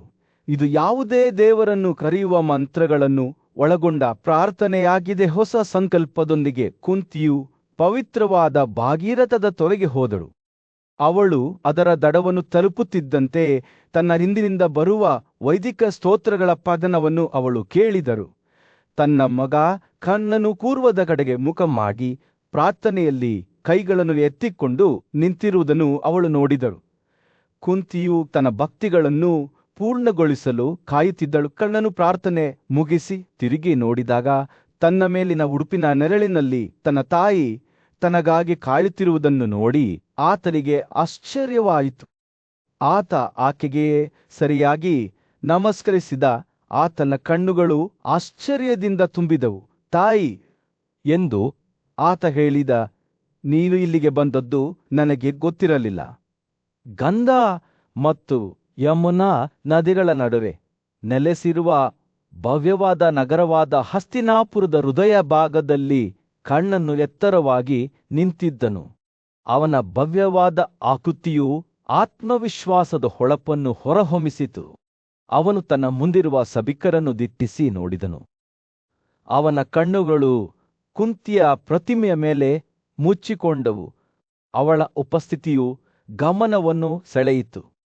ಅವರ ನೋಟಗಳು ಭೇಟಿಯಾಗುತ್ತಿದ್ದಂತೆ ಕರ್ಣನ ಧ್ವನಿಯು ಜಾಗದಾದ್ಯಂತ ಕೂಗಿತು, ನಾನು ಕರ್ಣರಾಧ ಮತ್ತು ಅಧೀರತೆಯ ಮಗಕೋ ಮಹಿಳೆ, ನೀನು ಇಲ್ಲಿಗೆ ಬಂದಿದ್ದೀಯಾ? ನಾನು ನಿನಗಾಗಿ ಏನು ಮಾಡಲಿ? ನನಗೆ ಹೇಳು. ಆಳವಾದ ದುಃಖದಿಂದ ತುಂಬಿದ ಕುಂತಿಯ ಕಣ್ಣುಗಳು ಅವಳು ಮಾತನಾಡಲು ಪ್ರಾರಂಭಿಸಿದಾಗ ಕರ್ಣನ ಆತ್ಮದಲ್ಲಿ ಮುಳುಗಿದಂತೆ ತೋರುತ್ತಿತ್ತು. ಅವಳ ಮಾತುಗಳು ಕರ್ಣನ ತಿಳುವಳಿಕೆಯ ಅಡಿಪಾಯವನ್ನು ಅಲುಗಾಡಿಸಿದ ಸ್ಪಷ್ಟವಾದ ಸತ್ಯದಿಂದ ತುಂಬಿದವು. ನೀನು ಕುಂತಿಯ ಮಗ, ರಾಧೆಯವನಲ್ಲ. ಅವಳ ಧ್ವನಿಯು ದೃಢನಿಶ್ಚಯದಿಂದ ನಡುಗುತ್ತಿತ್ತು. ಇಲ್ಲ, ಅಧೀರಥನು ನಿನ್ನ ತಂದೆಯಲ್ಲ. ನೀನು ಕರ್ಣ ಸುತ ಕ್ರಮದಲ್ಲಿ ಜನಿಸಲಿಲ್ಲ. ನಾನು ಏನು ಹೇಳುತ್ತಿದ್ದೇನೆಂಬುದನ್ನು ನಂಬಿರಿ. ಕುಂತಿಯು ಮುಂದುವರೆದಂತೆ ಗಾಳಿಯು ಉದ್ವೇಗದಿಂದ ಕಂಪಿಸುವಂತೆ ತೋರುತ್ತಿತ್ತು. ಅವಳ ಮಾತುಗಳು ಗತಕಾಲದ ಸ್ಪಷ್ಟ ಚಿತ್ರಣವನ್ನು ಚಿತ್ರಿಸುತ್ತಿದ್ದವು. ನನ್ನ ಗರ್ಭದಲ್ಲಿ ನಾನು ನಿನ್ನನ್ನು ಮೊದಲ ಸ್ಥಾನದಲ್ಲಿಟ್ಟುಕೊಂಡಿದ್ದೇನೆ ಎಂದು ಹೇಳಿದ ಆಕೆ ಆ ಕ್ಷಣವನ್ನು ಮರುಜೀವಿಸಿದಂತೆ ತನ್ನ ಕಣ್ಣುಗಳನ್ನು ಮುಚ್ಚಿಕೊಂಡಳು. ಓ ಮಗನೇ, ನೀನು ಕುಂತಿರಾಜನ ಅರಮನೆಯಲ್ಲಿ ಜನಿಸಿದ್ದೀಯಾ? ಆ ದಿವ್ಯ ಸೂರ್ಯರು ಬೆಳಕಿನಲ್ಲಿ ಹೊಳೆಯುತ್ತಿದ್ದನು ಮತ್ತು ಎಲ್ಲವನ್ನೂ ಗೋಚರಿಸಿದನು. ಅವನು ನನ್ನ ಮೇಲೆ ನಿನ್ನನ್ನು ಪಡೆದನು. ಅವಳ ಮಾತುಗಳು ದಿಗಂಧದಿಂದ ಹೊರಹೊಮ್ಮುವ ಪ್ರಕಾಶಮಾನವಾದ ಸೂರ್ಯನ ಚಿತ್ರಗಳನ್ನು ಬಿಂಬಿಸಿದವು. ಕರ್ಣನನ್ನು ಪಾರಮಾರ್ಥಿಕ ಸತ್ವದಿಂದ ತುಂಬಿದವು. ಕುಂತಿಯು ಮಾತನಾಡುತ್ತಾ ಹೋದಂತೆ ಅವಳ ಧ್ವನಿಯು ಹೆಚ್ಚು ತುತುಮಯವಾಯಿತು. ಅವಳ ಮಾತುಗಳು ಕೌಟುಂಬಿಕ ಸಂಬಂಧಗಳು ಮತ್ತು ಕರ್ತವ್ಯದ ಒಳಚಿತ್ರವನ್ನು ನೇದವು. ಓ ಎದುರಿಸಲಾಗದವನೇ, ಅವಳು ಬೇಡಿಕೊಂಡಳು. ನೀನು ಮಗನೇ, ನಾನು ನನ್ನ ತಂದೆಯ ನಿವಾಸದಲ್ಲಿ ಹುಟ್ಟಿಸಿ ನೈಸರ್ಗಿಕ ಕಿವಿಯೋಲೆಗಳಿಂದ ಅಲಂಕರಿಸಿ, ನೈಸರ್ಗಿಕ ಮೇಲಂಗಿಯಲ್ಲಿ ಅಲಂಕರಿಸಿ ಸೌಂದರ್ಯದಿಂದ ಹೊಳೆಯುತ್ತಿದ್ದೆ. ಅವಳ ಮಾತುಗಳು ಕರ್ಣನನ್ನು ನವಜಾತ ಶಿಶುವಾಗಿ ಒಳಗಿನ ಬೆಳಕಿನಿಂದ ಪ್ರಕಾಶಮಾನವಾಗಿ ಚಿತ್ರಿಸಿದವು. ಕುಂತಿಯ ಕಣ್ಣುಗಳು ತೆರೆದು ಕರ್ಣನ ಮುಖದ ಮೇಲೆ ಮುಚ್ಚಿಕೊಂಡರು. ನೀನು ನಿನ್ನ ಸಹೋದರರನ್ನು ತಿಳಿಯದೆ, ಆದ್ದರಿಂದ ಅಜ್ಞಾನದಿಂದ ಧೃತರಾಷ್ಟ್ರನ ಮಗನನ್ನು ಕಾಯುವುದು ಸೂಕ್ತವಲ್ಲ, ಅವಳು ಹೇಳಿದಳು. ಅವಳ ಧ್ವನಿಯು ಕಠಿಣವಾಗಿದೆ, ಆದರೆ ದುಃಖದಿಂದ ಕೂಡಿದೆ. ಇದು ನಿನ್ನಲ್ಲಿ ಅನುಚಿತವಾಗಿದೆ. ವಿಶೇಷವಾಗಿ ಓ ಮಗನೇ, ಅವಳ ಮಾತುಗಳು ಗಾಳಿಯಲ್ಲಿ ಸವಾಲಿನಂತೆ ತೂಗಾಡುತ್ತಿದ್ದವು. ಕರ್ಣನು ತನ್ನ ಸ್ವಂತ ಗುರುತನ್ನು ಪ್ರಶ್ನಿಸುವಂತೆ ಧೈರ್ಯ ತೋರುತ್ತಿತ್ತು. ಅವರ ನಡುವಿನ ಮೌನವು ಗಾಢವಾಗುತ್ತಿದ್ದಂತೆ ಕುಂತಿ ಮುಂದುವರಿಸಿದಳು. ಆಕೆಯ ಮಾತುಗಳು ಹಂಬಲ ಮತ್ತು ಉದ್ದೇಶದ ಭಾವನೆಯಿಂದ ತುಂಬಿದರು. ಒಬ್ಬರ ತಂದೆ ಮತ್ತು ಒಬ್ಬರ ತಾಯಿಯ ತೃಪ್ತಿಯು ತನ್ನ ಮಗುವಿನ ಬಗ್ಗೆ ಪ್ರೀತಿಯ ಏಕೈಕ ಪ್ರದರ್ಶಕನಾಗಿದ್ದು, ಓ ಮಗನೇ, ಪುರುಷರ ಕರ್ತವ್ಯಗಳನ್ನು ನಿರ್ಧರಿಸುವ ವಿಷಯದಲ್ಲಿ ಎಲ್ಲಾ ಕರ್ತವ್ಯಗಳಲ್ಲಿ ಅತ್ಯುನ್ನತವೆಂದು ಘೋಷಿಸಲಾಗಿದೆ. ಅವಳ ಧ್ವನಿಯು ಎದ್ದು ಉತ್ಸಾಹದಿಂದ ತುಂಬಿತ್ತು. ವೈಶಂಪಾಯನನು ಮಹಾಕಾವ್ಯದ ಕಥೆಯನ್ನು ಹೇಳುವುದನ್ನು ಮುಂದುವರಿಸಿದಾಗ ಕುಂತಿಯ ಮಾತುಗಳು ಕರ್ಣನ ಹೃದಯವನ್ನು ತೀಕ್ಷ್ಣವಾದ ಬಾಣದಂತೆ ಚುಚ್ಚಿದವು ಎಂಬುದನ್ನು ಅವನು ಬಹಿರಂಗಪಡಿಸಿದನು. ಅವಳ ಪ್ರೀತಿಯ ಧ್ವನಿ ಮತ್ತು ಸೂರ್ಯನಿಂದ ತಂದೆಯ ಮಾರ್ಗದರ್ಶನದ ಹೊರತಾಗಿಯೂ ಕರ್ಣನ ಹೃದಯವು ಅಚಲವಾಗಿತ್ತು. ಅವನು ತನ್ನ ತಾಯಿಯ ಆಜ್ಞೆಗಳನ್ನು ಪಾಲಿಸಲು ನಿರಾಕರಿಸಿದನು. ಅವನು ಜನಿಸಿದಾಗ ತನ್ನ ಮೇಲೆ ಉಂಟುಮಾಡಿದ ನೋವು ಮತ್ತು ನಿರಾಕರಣೆಯನ್ನು ನೆನಪಿಸಿಕೊಂಡನೋ. ಕ್ಷತ್ರಿಯ ಮಹಿಳೆಯೇ, ಈಗ ನಾನು ನಿಮ್ಮ ಮಾತುಗಳನ್ನು ಏಕೆ ಅನುಸರಿಸಬೇಕು? ಕರ್ಣನು ಕೋಪ ಮತ್ತು ನೋವಿನ ಮಿಶ್ರಣದಿಂದ ಕೂಡಿದ್ದ ಅವನ ಧ್ವನಿಯಲ್ಲಿ ಕೇಳಿದನು. ನಾನು ಹುಟ್ಟಿದ ಕೂಡಲೇ ನೀವು ನನ್ನನ್ನು ತೊರೆದಿದ್ದೀರಿ. ಜಗತ್ತನ್ನು ಏಕಾಂಗಿಯಾಗಿ ಎದುರಿಸಲು ನನ್ನನ್ನು ಬಿಟ್ಟು ಬಿಟ್ಟಿದ್ದೀರಿ. ಶತ್ರುವು ಇದಕ್ಕಿಂತ ದೊಡ್ಡ ಹಾನಿ ಏನು ಮಾಡಬಲ್ಲನು? ನೀವು ನನ್ನ ಕ್ಷತ್ರಿಯ ವಿಧಿಗಳಿಂದ ವಂಚಿತರಾಗಿ ನನ್ನನ್ನು ಕರುಣೆಯಿಲ್ಲದೆ ಬಿಟ್ಟು ಬಿಟ್ಟಿದ್ದೀರಿ. ಮತ್ತು ಈಗ ನಾನು ನಿಮ್ಮ ಆಜ್ಞೆಗಳನ್ನು ಅನುಸರಿಸಬೇಕೆಂದು ನೀವು ಬಯಸುತ್ತೀರಾ? ಕುಂತಿಯ ಮಾತುಗಳು ಅವನನ್ನು ತೀವ್ರವಾಗಿ ಘಾಸಿಗೊಳಿಸಿದವು ಮತ್ತು ತನ್ನ ಸಹೋದರರಾದ ಕೌರವರ ಬಗೆಗಿನ ಕಳ್ಳನ ಹೆಮ್ಮೆ ಮತ್ತು ನಿಷ್ಠೆಯು ಅವನನ್ನು ಅವರ ವಿರುದ್ಧ ತಿರುಗಿಸಲು ಅಸಾಧ್ಯವಾಗಿಸಿತು.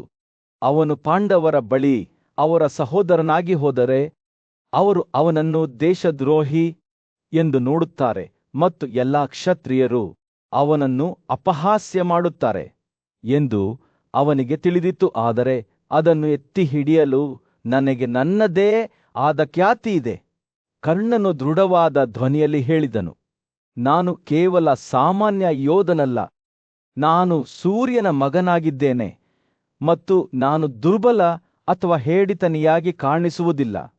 ನನ್ನ ಸಹೋದರರು ತಮ್ಮ ಶಕ್ತಿ ಮತ್ತು ರಕ್ಷಣೆಗಾಗಿ ನನ್ನ ಮೇಲೆ ಅವಲಂಬಿತರಾಗಿದ್ದಾರೆ ಮತ್ತು ಅವರ ಅಗತ್ಯದ ಸಮಯದಲ್ಲಿ ನಾನು ಅವರನ್ನು ಕೈಬಿಡುವುದಿಲ್ಲ. ಕರ್ಣನ ಮಾತುಗಳನ್ನು ಕೇಳುವಾಗ ಕುಂತಿಯು ದುಃಖದಿಂದ ನಡುಗಿದಳು. ಅವಳ ಹೃದಯವು ದುಃಖದಿಂದ ಭಾರವಾಗಿತ್ತು. ಅವನು ಹೇಳಿದ್ದು ಸರಿ ಎಂದು ಅವಳಿಗೆ ತಿಳಿದಿತ್ತು. ಕೌರವರ ಭವಿಷ್ಯವು ಈಗಾಗಲೇ ಮುಚ್ಚಲ್ಪಟ್ಟಿದೆ ಮತ್ತು ಅವರಲ್ಲಿ ಯಾರಾದರೂ ಮುಂಬರುವ ಯುದ್ಧದಲ್ಲಿ ಬದುಕುಳಿದರೆ ಅದು ಪವಾಡವಾಗುತ್ತದೆ. ನೀವು ಹೇಳುವುದು ಸಾಧ್ಯವಾದರೂ ಓ ಕರ್ಣ, ಕೌರವರು ಇನ್ನೂ ನಿರ್ನಾಮವಾಗುತ್ತಾರೆ. ಅದೃಷ್ಟವು ಸರ್ವಶಕ್ತವಾಗಿದೆ ಮತ್ತು ಅದರ ಮಾರ್ಗವನ್ನು ಬದಲಾಯಿಸಲು ಯಾವುದೂ ಸಾಧ್ಯವಿಲ್ಲ ಎಂದು ಕುಂತಿ ಹೇಳಿದರು. ತನ್ನ ಮಗನ ಮುಖದ ಮೇಲೆ ತನ್ನ ಕಣ್ಣುಗಳನ್ನು ಮುಚ್ಚಿಕೊಂಡು ಅವಳು ವಿಳಾಮಗೊಳಿಸಿದಳು. ಆದರೆ ನೀವು ನಿಮ್ಮ 4 ಸಹೋದರರಿಗೆ ಸುರಕ್ಷತೆಯನ್ನು ನೀಡಿದ್ದೀರಿ ಎಂದು ನನಗೆ ಸಂತೋಷವಾಗಿದೆ. ಯುದ್ಧವು ಉಲ್ಬಣಗೊಂಡಾಗ ಆ ಪ್ರತಿಜ್ಞೆಯನ್ನು ನೆನಪಿಸಿಕೊಳ್ಳಿ. ಅವರು ಬೇರ್ಪಟ್ಟಾಗ ಕಣ್ಣನು ಸರಳವಾದ ಆದರೆ ದೃಢನಿಶ್ಚಯದಿಂದ ಹಾಗಿರಲಿ ಎಂದು ಉತ್ತರಿಸಿದನು. ಮತ್ತು ಅದರೊಂದಿಗೆ ಇಬ್ಬರು ತಮ್ಮದೇ ಆದ ಆಲೋಚನೆಗಳು ಮತ್ತು ಭಾವನೆಗಳಿಂದ ಒಳುಗಿ ತಮ್ಮ ಪ್ರತ್ಯೇಕ ಮಾರ್ಗಗಳನ್ನು ಅನುಸರಿಸಿದರು. ಈ ಕಟುವಾದ ಕ್ಷಣದಲ್ಲಿ ವೈಶಂಪಾಯನನ ಕತರವು ಮಾನವ ಸ್ವಭಾವದ ಸಂಕೀರ್ಣತೆಯನ್ನು ಬಹಿರಂಗಪಡಿಸಿತು. ಅಲ್ಲಿ ನಿಷ್ಠೆ, ಕರ್ತವ್ಯ ಮತ್ತು ವೈಯಕ್ತಿಕ ಗೌರವವು ಕೌಟುಂಬಿಕ ಸಂಬಂಧಗಳು ಮತ್ತು ಹಣೆಬರಹದೊಂದಿಗೆ ರಕ್ಷಣೆ ಮಾಡಿತು. ಕರ್ಣನು ಯುದ್ಧಭೂಮಿಯಲ್ಲಿ ತನ್ನ ಸಹೋದರ ಅರ್ಜುನನನ್ನು ಎದುರಿಸಲು ಸಿದ್ಧವಾಗುತ್ತಿದ್ದಂತೆ ಶೀಘ್ರದಲ್ಲೇ ತೆರೆದುಕೊಳ್ಳುವ ಮಹಾಕಾವ್ಯದ ಯುದ್ಧಕ್ಕೆ ವೇದಿಕೆ ಸಿದ್ಧವಾಯಿತು. ಅವರ ಭವಿಷ್ಯವು ದೊಡ್ಡ ವಸ್ತ್ರದ ಎಳೆಗಳಂತೆ ಹೆಣೆದುಕೊಂಡಿತ್ತು. ಸೂರ್ಯನು ಉಪಪ್ಲವ್ಯದ ಮೇಲೆ ಮುಳುಗಿ ಶಾಂತವಾದ ಹಳ್ಳಿಯ ಮೇಲೆ ಬೆಚ್ಚಗಿನ ಕಿತ್ತಳೆ ಬಣ್ಣದ ಹೊಳಪನ್ನು ಬೀರಿದನು. ಕೃಷ್ಣನು ಅವರನ್ನು ಹಸ್ತಿನಾಪುರದಿಂದ ಕರೆತಂದಿದ್ದಾನೆ ಎಂಬ ಸುದ್ದಿಯಿಂದ ಅವರ ಹೃದಯಗಳು ಇನ್ನೂ ತಲ್ಲಣಗೊಂಡಿದ್ದ ಪಾಂಡವರು ಹತಾಶ ಚಿಂತನೆಯಲ್ಲಿ ಒಟ್ಟುಗೂಡಿದರು. ಯುಧಿಷ್ಠಿರನು ಅವನ ಕಣ್ಣುಗಳು ಮಾರ್ಗದರ್ಶನವನ್ನು ಕೋರುವಂತೆ ಕೃಷ್ಣನ ಮೇಲೆ ನಿಂತುಕೊಂಡು, ಓ ಕಮಲದ ದಳಗಳಂತಹ ಕಣ್ಣುಗಳೇ, ನೀವು ಸಭೆಯಲ್ಲಿ ಧೃತರಾಷ್ಟ್ರನ ಮಗನಿಗೆ ಹೇಳಿದ್ದನ್ನೆಲ್ಲ ನಮಗೆ ತಿಳಿಸಿ ಎಂದು ಹೇಳಿದನು. ಆತನ ಧ್ವನಿಯು ಶಾಂತವೂ ಅಳತೆಯೂ ಆಗಿದ್ದ ವಾಸುದೇವನು ನಡೆದ ಘಟನೆಗಳನ್ನು ವಿವರಿಸಲು ಪ್ರಾರಂಭಿಸಿದನು. ಆತನು ದುರ್ಯೋಧನನನ್ನು ಉದ್ದೇಶಿಸಿ ಮಾತನಾಡಿದ್ದನ್ನು ಅವರಿಗೆ ವಿವರಿಸಿದನು. ತನ್ನೊಂದಿಗೆ ತರ್ಕಿಸಲು ಪ್ರಯತ್ನಿಸಿದನು. ಆದರೆ ದುಷ್ಟ ರಾಜಕುಮಾರನು ಅದನ್ನು ಕೇಳಲಿಲ್ಲ. ನನ್ನ ಮಾತುಗಳಿಗೆ ಆತ ಗಟ್ಟಿಯಾಗಿ ನಕ್ಕನು ಎಂದು ವಾಸುದೇವನು ತನ್ನ ಅಭಿವ್ಯಕ್ತಿ ಕಠೋರವಾಗಿ ಹೇಳಿದನು. ಕುರುವಿನ ವೃದ್ಧ ಮೊಮ್ಮಗನಾದ ಭೀಷ್ಮನ ಧ್ವನಿಯು ಆ ಮೌನದಲ್ಲಿ ಗುಡುಗಿನಂತಿತ್ತು. ಆತ ತನ್ನ ತಂದೆ ಶಂತನುವಿನ ಮೇಲಿನ ಪ್ರೀತಿ ಮತ್ತು ಗೌರವದಿಂದ ಮಾಡಿದ ತನ್ನ ಸ್ವಂತ ಪ್ರತಿಜ್ಞೆಯ ಬಗ್ಗೆ ಮಾತನಾಡುತ್ತಿದ್ದನು. ನಮ್ಮ ಜನಾಂಗದ ಸಲುವಾಗಿ ನಾನು ನನ್ನ ಜೀವಂತ ಬೀಜದೊಂದಿಗೆ ಬದುಕುವುದಾಗಿ ವಾಗ್ದಾನ ಮಾಡಿದ್ದೇನೆ ಎಂದು ಆತ ಹೇಳಿದನು. ತಾನು ತನ್ನ ಸಹೋದರ ವಿಚಿತ್ರವೀರ್ಯನನ್ನು ಹೇಗೆ ಅಧಿಕಾರಕ್ಕೆ ತಂದಿದ್ದೇನೆ ಮತ್ತು ನಂತರ ರಾಮನ ವಿರುದ್ಧ ಹೇಗೆ ಹೋರಾಡಿದ್ದೇನೆ ಎಂಬುದನ್ನು ಭೀಷ್ಮನು ಅವರಿಗೆ ವಿವರಿಸಿದನು. ಭೂಮಿಯನ್ನು ಬಾಧಿಸಿದ ಮಹಾಬಲಗಾಲದ ಬಗ್ಗೆ ಭೀಷ್ಮನು ಮಾತನಾಡುತ್ತಿದ್ದಂತೆ ಸಭೆಯು ಮೌನವಾಯಿತು. ಜನರು ಹೇಗೆ ತಮ್ಮ ಬಳಿಗೆ ಬಂದರು ಎಂಬುದನ್ನು ಆತ ಅವರಿಗೆ ತಿಳಿಸಿದನು.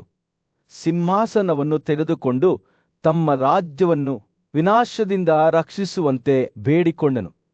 ಆದರೆ ನಾನು ನನ್ನ ಪ್ರತಿಜ್ಞೆಯನ್ನು ನೆನಪಿಸಿಕೊಂಡೆ ಎಂದು ಭೀಷ್ಮನು ಹೇಳಿದನು. ಅವನ ಕಣ್ಣುಗಳು ನೆನಪುಗಳಿಂದ ಕೂಡಿದ್ದವು.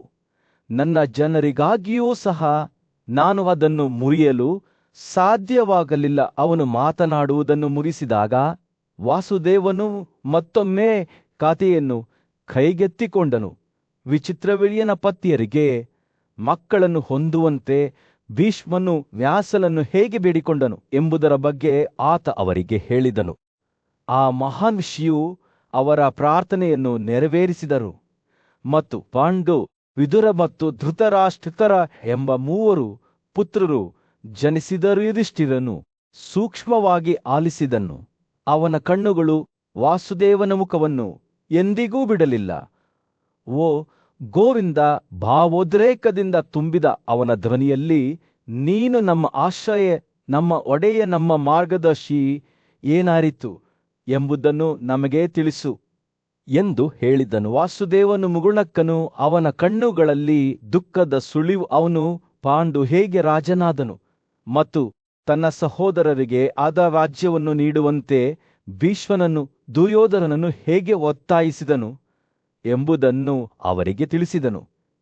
ನಿಮ್ಮ ನಡುವೆ ಶಾಂತಿಯಬೇಕೆಂದು ನಾನು ಬಯಸುತ್ತೇನೆ ಎಂದು ಅವನ ಧ್ವನಿಯು ಬಯಕೆಯಿಂದ ತುಂಬಿತ್ತು. ರಾತ್ರಿ ಕಳೆದಂತೆ ಸಭೆಯು ವಾಸುದೇವನ ಮಾತುಗಳಿಂದ ಆವರಿಸಿತು. ಹೊರಗಿನ ಕತ್ತಲೆಯು ಅವರ ಸುತ್ತಲೂ ಒತ್ತಿದಂತೆ ತೋತಿತ್ತು. ಆದರೆ ಅವರ ಬೆಳಕಿನ ವೃತ್ತದೊಳಗೆ ಅವರು ಉದ್ದೇಶ ಮತ್ತು ಸಂಕಲ್ಪದ ಪ್ರಜ್ಞೆಯನ್ನು ಕಂಡುಕೊಂಡರು. ಅವರು ಏನು ಮಾಡಬೇಕೆಂದು ಅವರಿಗೆ ತಿಳಿದಿತ್ತು. ಅವರು ದುರ್ಯೋಧನನ ದಬ್ಬಾಳಿಕೆಯ ವಿರುದ್ಧ ಒಟ್ಟಾಗಿ ನಿಲ್ಲುತ್ತಾರೆ. ಭೀಷ್ಮನು ಅವರ ಪರವಾಗಿ ನಿಂತಂತೆಯೇ ಸಭಾಂಗಣವು ಕುರುಕುಲದ ಪೂಜ್ಯ ಕುಲಪತಿಯಾದ ಭೀಷ್ಮನ ಭಾರವಾದ ಮಾತುಗಳಿಂದ ತುಂಬಿತ್ತು. ಆತನ ಭಾಷಣವು ಆಲಿಸಿದವರೆಲ್ಲರ ಮೇಲೆ ಶಾಶ್ವತವಾದ ಪ್ರಭಾವವನ್ನು ಬೀರಿತು. ಇದರಲ್ಲಿ ಮಹತ್ವಾಕಾಂಕ್ಷೆ ಮತ್ತು ದುರಾಸೆಯಿಂದ ಮುಳುಗಿದ ರಾಜಕುಮಾರ ದುರ್ಯೋಧನನು ಸೇರಿದ್ದನು. ಅಲ್ಲಿದ್ದ ರಾಜರು ಮತ್ತು ಋಷಿಗಳು ಚದುರಿ ಹೋಗಲು ಪ್ರಾರಂಭಿಸಿದಾಗ ಬುದ್ಧಿವಂತ ಮತ್ತು ಅನುಭವಿ ಶಿಕ್ಷಕನಾದ ದ್ರೋಣನು ದುರ್ಯೋಧನನನ್ನು ಉದ್ದೇಶಿಸಿ ಮಾತನಾಡಲು ಮುಂದೆ ಬಂದನು. ರಾಜರಲ್ಲಿ ಶ್ರೇಷ್ಠ ಆ ಸಭಾಂಗಣದ ಮೂಲಕ ಪ್ರತಿಧ್ವನಿಸುತ್ತಿದ್ದ ಅವನ ಧ್ವನಿಯು, ನೀನು ಸಿಂಹಾಸನದ ನ್ಯಾಯಯುತ ಉತ್ತರಾಧಿಕಾರಿ. ಆದರೆ ನಿನಗೆ ಒಬ್ಬ ಉದಾತ್ತ ಸಹೋದರನಿದ್ದಾನೆ. ಪಾನಿದು ಅವನು ರಾಜ್ಯದ ಮೇಲಿನ ತನ್ನ ಹಕ್ಕನ್ನು ತ್ಯಜಿಸಿದ್ದಾನೆ. ಸತ್ಯ ಮತ್ತು ಸದ್ಗುಣದ ಬಗೆಗಿನ ತನ್ನ ಅಸಲ ಬದ್ಧತೆಗೆ ಹೆಸರುವಾಸಿಯಾದ ಆ ರಾಜನು ನಿನ್ನ ಕಿರಿಯ ಸಹೋದರ ವಿದುರನೊಂದಿಗೆ ನಿನ್ನನ್ನು ಸಿಂಹಾಸನದ ಮೇಲೇರಿಸಿದ್ದನು. ನಂತರ ಅವನು ತನ್ನ 2 ಗಾಣಿಯರೊಂದಿಗೆ ಅರಣ್ಯಕ್ಕೆ ತೆರಳಿದನು. ರಾಜ್ಯದ ಆಡಳಿತವನ್ನು ನಿನ್ನ ಸಮರ್ಥ ಕೈಯಲ್ಲಿ ಬಿಟ್ಟು ಹೋದನು. ದ್ರೋಣನ ಮಾತುಗಳು ಪಾಂಡುವಿನ ನಿಸ್ವಾರ್ಥ ಕಾರ್ಯದ ಎದು ಕಾಣುವ ಚಿತ್ರಣವನ್ನು ನೀಡಿತು. ಅದು ಅವನನ್ನು ತಿಳಿದಿರುವ ಎಲ್ಲರ ಗೌರವ ಮತ್ತು ಮೆಚ್ಚುಗೆಯನ್ನು ಗಳಿಸಿತು. ದ್ರೋಣನು ಮುಂದುವರಿಸಿದಂತೆ ಸಭೆಯು ಶ್ರದ್ಧೆಯಿಂದ ಆಲಿಸಿತು. ಆ ಬುದ್ಧಿವಂತ ಮತ್ತು ವಿನಮ್ರ ಋಷಿಯಾದ ವಿದುರನು ರಾಜ್ಯದ ಹಣಕಾಸು, ಉಡುಗೊರೆಗಳು ಮತ್ತು ದತ್ತಿ ಕಾರ್ಯಗಳನ್ನು ನಿರ್ವಹಿಸುವ ಜವಾಬ್ದಾರಿಯನ್ನು ವಹಿಸಿಕೊಂಡಿದ್ದಾನೆ. ಏತನ್ಮಧ್ಯೆ ಭೀಷ್ಮನು ತನ್ನ ಸಾಟಿಯಿಲ್ಲದ ಶಕ್ತಿ ಮತ್ತು ಕಾರ್ಯತಂತ್ರದ ಪರಾಕ್ರಮದಿಂದ ರಾಜ್ಯದ ಮಿಲಿಟರಿ ಮತ್ತು ರಾಜತಾಂತ್ರಿಕ ವ್ಯವಹಾರಗಳನ್ನು ನೋಡಿಕೊಳ್ಳುತ್ತಾನೆ. ದ್ರೋಣನು ಮಾತನಾಡುವುದನ್ನು ಮುಗಿಸಿದಾಗ ವಿದುರನು ತನ್ನ ಆಸನದಿಂದ ಎದ್ದು ತನ್ನ ಕಣ್ಣುಗಳು ಭೀಷ್ಮನ ಮೇಲೆ ಗಾಢವಾಗಿ ನಿಂತವು.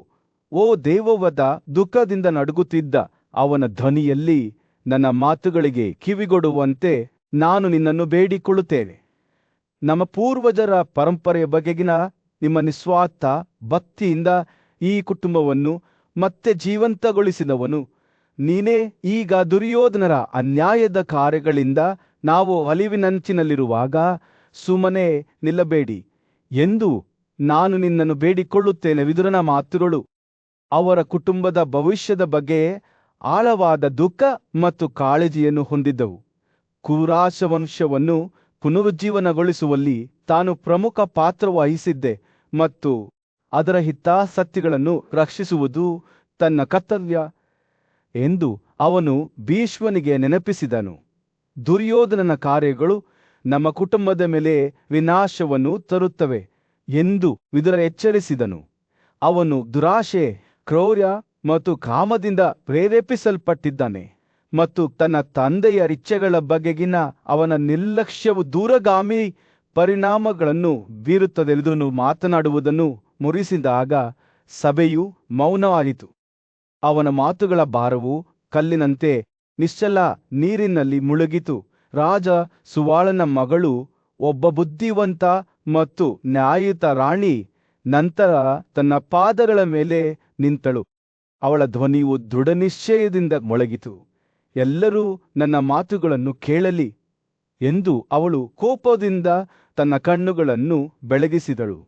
ದುರ್ಯೋಧನನ ಕಾರ್ಯಗಳು ನಮ್ಮ ಕುಟುಂಬದ ಗೌರವದ ಮೇಲೆ ಒಂದು ಕಲಂಕವಾಗಿದೆ ಮತ್ತು ಅವನು ಯಾವುದೇ ಬೆಲೆ ತೆತ್ತಾದರೂ ಅಧಿಕಾರದ ಅನ್ವೇಷಣೆಯು ನಮ್ಮ ರಾಜ್ಯದ ಅವನತಿಗೆ ಕಾರಣವಾಗುತ್ತದೆ. ರಾಣಿಯ ಮಾತುಗಳು ಒಟ್ಟುಗೂಡಿದ ರಾಜರಿಂದ ಆಘಾತ ಮತ್ತು ಆಕ್ರೋಶದ ಮಿಶ್ರಣವನ್ನು ಎದುರಿಸಿದವು. ಸಭೆಯ ಸಭಾಂಗಣವು ರಾಜ್ಯದ ಗೌರವಾನ್ವಿತ ದೊರೆಗಳಿಂದ ತುಂಬಿತ್ತು. ಅವರು ಪುರುಷರ ದೊರೆ ಧೃತರಾಷ್ಟ್ರನ ಮಾತುಗಳಿಗಾಗಿ ಕಾಯುತ್ತಿದ್ದಾಗ ಅವರ ಮುಖಗಳು ಕುತೂಹಲ ಮತ್ತು ಕಾಳಜಿಯ ಮಿಶ್ರಣವಾಗಿದ್ದವು.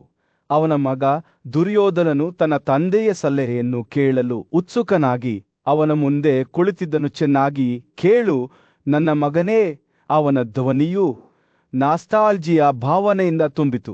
ಧೃತರಾಷ್ಟ್ರನು ಪ್ರಾರಂಭಿಸಿದ, ನಾನು ನಿನಗೆ ನಮ್ಮ ಪೂರ್ವಜರ ಕಥೆಯನ್ನು ಹೇಳುತ್ತೇನೆ ಮತ್ತು ಬಹುಶಃ ಅದು ನಿನ್ನ ಸ್ವಂತ ಹಾದಿಯಲ್ಲಿ ಸ್ಪಷ್ಟತೆಯನ್ನು ತರುತ್ತದೆ. ಮುಂದುವರಿಯುವ ಮೊದಲು ತನ್ನ ಆಲೋಚನೆಗಳನ್ನು ಸಂಗ್ರಹಿಸುತ್ತಾ ಅವನು ನಿಲ್ಲಿಸಿದ ಧೃತರಾಷ್ಟ್ರನು ವಿವರಿಸಿದನು. ಜೀವಿಗಳ ಒಡೆಯನಾದ ಮಹಾನ್ ಸೌವನು ನಮ್ಮ ಕುರು ವಂಶದ ಪೂರ್ವಜನಾಗಿದ್ದನು. 6 ತಲೆಮಾರುಗಳ ನಂತರ ನಹೂಷನ ಮಗನಾದ ಯಯಾತಿಯು ಬಂದನು. ಅವನಿಗೆ 5 ಪುತ್ರರು ಜನಿಸಿದರು. ಅವರಲ್ಲಿ ಹಿರಿಯ ಮತ್ತು ಅತ್ಯಂತ ಶಕ್ತಿಶಾಲಿ ಯಾದುವು ಒಬ್ಬನಾಗಿದ್ದನು. ಧೃತರಾಷ್ಟ್ರನು ಮಾತನಾಡುವಾಗ ಅವನ ಕಣ್ಣುಗಳು ಭೂತಕಾಲವನ್ನು ದಿಟ್ಟಿಸಿ ನೋಡುತ್ತಿದ್ದವು. ಧೃತರಾಷ್ಟ್ರನು ಮುಂದುವರಿಸಿದನು, ಆದಾಗ್ಯೂ ಯಾದುವು ಹೆಮ್ಮೆ ಮತ್ತು ಶಕ್ತಿಯಿಂದ ಆವರಿಸಲ್ಪಟ್ಟನು. ಅವನು ತನ್ನ ತಂದೆ ಮತ್ತು ಸಹೋದರನಿಗೆ ಅವಿಧೇಯನಾಗಿ ತನ್ನ ಅಜೇಯ ಶಕ್ತಿಯಿಂದ ಎಲ್ಲರನ್ನೂ ಅಧೀನಗೊಳಿಸಿಕೊಂಡನು. ಯಾತಿ ಕೋಪಗೊಂಡನು, ಶಾಪಿಸಿದನು ಮತ್ತು ಅವನನ್ನು ರಾಜ್ಯದಿಂದ ಹೊರಹಾಕಿದನು. ಸಭೆಯು ಗಮನದಿಂದ ಆಲಿಸಿತು. ಅವರ ಮುಖಗಳು ಆಕರ್ಷಣೆ ಮತ್ತು ಭೀತಿಯ ಮಿಶ್ರಣವನ್ನು ಪ್ರತಿಬಿಂಬಿಸುತ್ತಿದ್ದ. ಧೃತರಾಷ್ಟ್ರನ ಕಥೆಯು ಅವರನ್ನು ಕಾಲಾನಂತರದಲ್ಲಿ ರಾಜ ಪ್ರತೀಪನ ಆಳ್ವಿಕೆಗೆ ಕರೆದೊಯ್ಯಿತು. ಅವರ 3 ಪುತ್ರರಾದ ದೇವಪಿ, ವಾಲಿಕ ಮತ್ತು ಶಾಂತನು ತಮ್ಮ ಸದ್ಗುಣಗಳಿಗೆ ಹೆಸರುವಾಸಿಯಾಗಿದ್ದರು. ದೇವಪಿಯು ಸದ್ಗುಣಶೀಲನಾಗಿದ್ದನು, ಸತ್ಯವಂತನಾಗಿದ್ದನು ಮತ್ತು ತನ್ನ ತಂದೆಗೆ ಸಮರ್ಪಿತನಾಗಿದ್ದನು ಎಂದು ಧೃತರಾಷ್ಟ್ರನು ಹೇಳಿದನು. ಅವನ ಧ್ವನಿಯಲ್ಲಿ ದುಃಖದ ಸುಳಿವು ಹರಿದಾಡುತ್ತಿತ್ತು. ಆದರೂ ತನ್ನ ಅನೇಕ ಗುಣಗಳ ಹೊರತಾಗಿಯೂ ದೇವಪಿಯನ್ನು ಚರ್ಮದ ಕಾಯಿಲೆಯ ಕಾರಣದಿಂದಾಗಿ ಸಿಂಹಾಸನದಿಂದ ಹೊರಗಿಡಲಾಯಿತು ಎಂದು ಧೃತರಾಷ್ಟ್ರ ವಿವರಿಸಿದನು. ಬ್ರಾಹ್ಮಣರು ರಾಜ ಪ್ರತೀಪನನ್ನು ರಾಜನಾಗಿ ಸ್ಥಾಪಿಸುವುದನ್ನು ನಿಷೇಧಿಸಿದರು, ಏಕೆಂದರೆ ಅವರು ದೋಷಿಯುತ ರಾಜನು ಸೂಕ್ತವಲ್ಲ ಎಂದು ನಂಬಿದ್ದರು. ಸಭೆಯು ತಿಳುವಳಿಕೆಯಿಂದ ತಲೆದೂಗಿತು. ಅವರ ಮುಖಗಳು ಮಂದವಾಗಿದ್ದವು. ಧೃತರಾಷ್ಟ್ರನ ಕಣ್ಣುಗಳು ಅವನ ಮಗನಾದ ದುರ್ಯೋಧನನ ಕಡೆಗೆ ಹಿಂತಿರುಗಿದವು. ನೋಡಿ, ನನ್ನ ಮಗನೇ, ಅವನು ನಿಧಾನವಾಗಿ ಹೇಳಿದನು. ಹಿರಿಯ ಮಗನೂ ಸಹ ಆಳ್ವಿಕೆಗೆ ಅನರ್ಹನೆಂದು ಭಾವಿಸಿದರೆ ಅವನನ್ನು ಬಿಟ್ಟು ಹೋಗಬಹುದು. ಅದರ ಬದಲಿಗೆ ರಾಜನಾದ ಪಾಂಡು ನನ್ನನ್ನು ರಾಜ್ಯದಿಂದ ಹೊರಗಿಟ್ಟನು. ಧೃತರಾಷ್ಟ್ರನ ಧ್ವನಿಯಲ್ಲಿ ವಿಷಾದದ ಸುಳಿವು ಮೂಡಿತು. ಅವನು ಮುಂದುವರಿಸಿದಂತೆ, ಮತ್ತು ಈಗ ಪಾಂಡುವಿನ ಮಗ ಯುಧಿಷ್ಠಿರನು ಸದ್ಗುಣ ಮತ್ತು ಬುದ್ಧಿವಂತಿಕೆಯಲ್ಲಿ ಬೆಳೆದಿದ್ದಾನೆ ಎಂದು ಧೃತರಾಷ್ಟ್ರನು ತನ್ನ ಕಣ್ಣುಗಳು ಆಳವಾದ ಗೌರವದಿಂದ ಹೊಳೆಯುತ್ತಾ ಹೇಳಿದನು. ಅವನು ಸತ್ಯಕ್ಕೆ ಸಮರ್ಪಿತನಾಗಿದ್ದಾನೆ, ದಯುಳ್ಳವನು ಮತ್ತು ನ್ಯಾಯವಂತನಾಗಿದ್ದಾನೆ. ಅವನನ್ನು ತಿಳಿದಿರುವ ಎಲ್ಲರೂ ಅವನನ್ನು ಪ್ರೀತಿಸುತ್ತಾರೆ. ಅವನು ಈ ರಾಜ್ಯದ ನ್ಯಾಯಯುತ ರಾಜನಾಗಿದ್ದಾನೆ. ನನ್ನ ಮಗನೇ, ನೀನು ಧೃತರಾಷ್ಟ್ರನ ಮಾತುಗಳು ಗಾಳಿಯಲ್ಲಿ ತೂಗಾಡುತ್ತಿದ್ದವು, ಅರ್ಥದಲ್ಲಿ ಭಾರವಾಗಿದ್ದವು. ದುರ್ಯೋಧನನು ಅಹಿತಕರವಾಗಿ ಬದಲಾದನು. ಅವನ ಮುಖವು ಕೋಪ ಮತ್ತು ಗೊಂದಲದ ಮಿಶ್ರಣವನ್ನು ಪ್ರತಿಬಿಂಬಿಸುತ್ತಿತ್ತು. ಅವನ ತಂದೆಯ ಮಾತುಗಳು ಅವನ ಹೃದಯವನ್ನು ಚುಚ್ಚಿದವು. ಅವರು ನಿರ್ಲಕ್ಷಿಸಬಹುದಾಗಿದ್ದ ಸತ್ಯವನ್ನು ಬಹಿರಂಗಪಡಿಸಿದವುಡಿನೆ. ಅವರವ ಆಸ್ಥಾನದ ಭವ್ಯವಾದ ಅರಮನೆಯಲ್ಲಿ ವಾಸುದೇವನು ಪರಾಕ್ರಮಶಾಲಿ ರಾಜರು ಮತ್ತು ಗಣ್ಯರ ಸಭೆಯ ನಡುವೆ ನಿಂತನು. ಭೀಷ್ಮ, ದ್ರೋಣ, ವಿದುರ, ಗಾಂಧಾರಿ ಮತ್ತು ಧೃತರಾಷ್ಟ್ರರೆಲ್ಲರೂ ಅವನನ್ನು ಅವ್ಯವಸ್ಥೆಯ ಅಂಚಿನಿಂದ ಮರಳಿ ತರುವ ಅಂತಿಮ ಪ್ರಯತ್ನದಲ್ಲಿ ದುರ್ಯೋಧನನೊಂದಿಗೆ ಮಾತನಾಡಿದ್ದರು. ಆದರೆ ಸುಯೋಧನನು ತನ್ನ ಆಸನದಿಂದ ಏರುವಾಗ ಅವರ ಕಣ್ಣುಗಳು ಕೋಪದಿಂದ ಹೊಳೆಯುತ್ತಿದ್ದವು. ಅವನ ಮುಖವು ಕೋಪದಿಂದ ಕೆಂಪಾಗಿತ್ತು. ತೀವ್ರ ದೃಢ ನಿಶ್ಚಯದಿಂದ ಅವನು ಸಭೆಯ ಸಭಾಂಗಣದಿಂದ ಹೊರಬಂದನು. ಆತನಿಂದ ಆಹ್ವಾನಿತರಾದ ರಾಜರು ಅವನನ್ನು ಹಿಂಬಾಲಿಸಿದರು.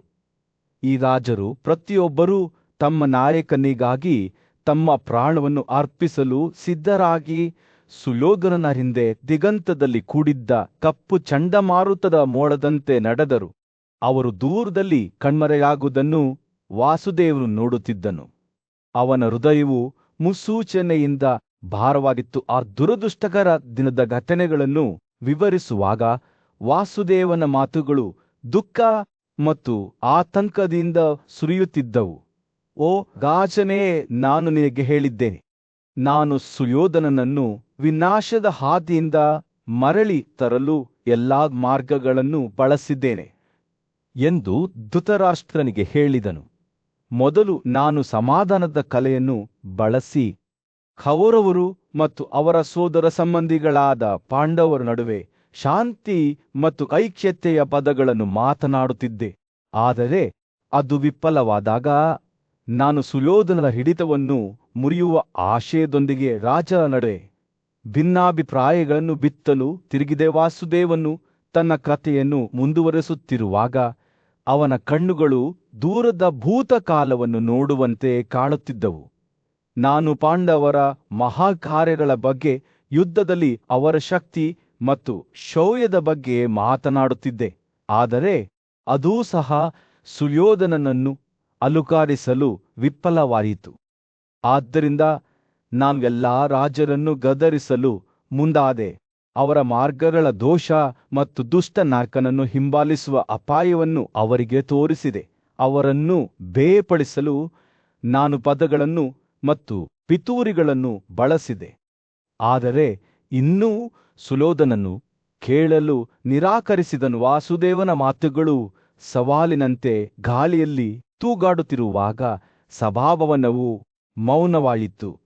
ಮತ್ತು ಈಗ ಅವನು ಅಂತಿಮವಾಗಿ ಆ ಪಾಪಿ ವ್ಯಕ್ತಿಗಳ ವಿರುದ್ಧ ಶಿಕ್ಷೆಯನ್ನು ಬಳಸುವುದನ್ನು ಬಿಟ್ಟು ಬೇರೆ ಮಾರ್ಗವಿಲ್ಲ ಎಂದು ನಾನು ನೋಡುತ್ತೇನೆ. ಅವರು ಈಗಾಗಲೇ ಕುರುಕ್ಷೇತ್ರಕ್ಕೆ ತೆರಳಿದ್ದಾರೆ ಮತ್ತು ಅವರ ಜೀವಗಳ ಬಗ್ಗೆ ನನಗೆ ಭಯವಿದೆ. ಪಾಂಡವರು ಹೋರಾಟವಿಲ್ಲದೆ ತಮ್ಮ ರಾಜ್ಯವನ್ನು ಬಿಟ್ಟುಕೊಡುವುದಿಲ್ಲ ಮತ್ತು ಅವರ ಮುಂದೆ ಕಾಯುತ್ತಿರುವ ಮರಣದೊಂದಿಗೆ ಅವರು ಸಾರ್ವತ್ರಿಕ ವಿನಾಶವನ್ನು ತರುತ್ತಾರೆ. ವಾಸುದೇವನು ಮಾತನಾಡುವುದನ್ನು ಮುಗಿಸಿದಾಗ ಸಭೆಯ ಸಮಾಧಾನವು ಕತ್ತಲೆಯಾದಂತೆ ಕಾಣಿಸಿತು. ಕೌರವರ ಭವಿಷ್ಯವು ಸಮತೋಲನದಲ್ಲಿ ತೂಗಾಡುತ್ತಿರುವಂತೆ ಧೃತರಾಷ್ಟ್ರನ ಕಣ್ಣುಗಳು ಮಸುಕಾಗಿದ್ದವು. ಅವನ ಮುಖವು ಆತಂಕದಿಂದ ಮಸುಕಾಗಿತ್ತು. ಆದರೆ ಭೀಷ್ಮ ಮತ್ತು ವಿದುರರ ಮುಖವು ದುಃಖಭರಿತ ನೋಟವನ್ನು ವಿನಿಮಯ ಮಾಡಿಕೊಂಡಿತು. ಹಳೆಯ ಮಾತುಗಳು ಈಗಾಗಲೇ ತೆರೆದುಕೊಳ್ಳುತ್ತಿದ್ದ ವಿಪತ್ತಿನ ಬಗ್ಗೆ ಮಾತನಾಡುತ್ತಿದ್ದವು. ಇದು ಅವರ ರಾಜ್ಯದ ಅಡಿಪಾಯವನ್ನು ಅಲುಗಾಡಿಸುವ ದುರಂತವಾಗಿತ್ತು.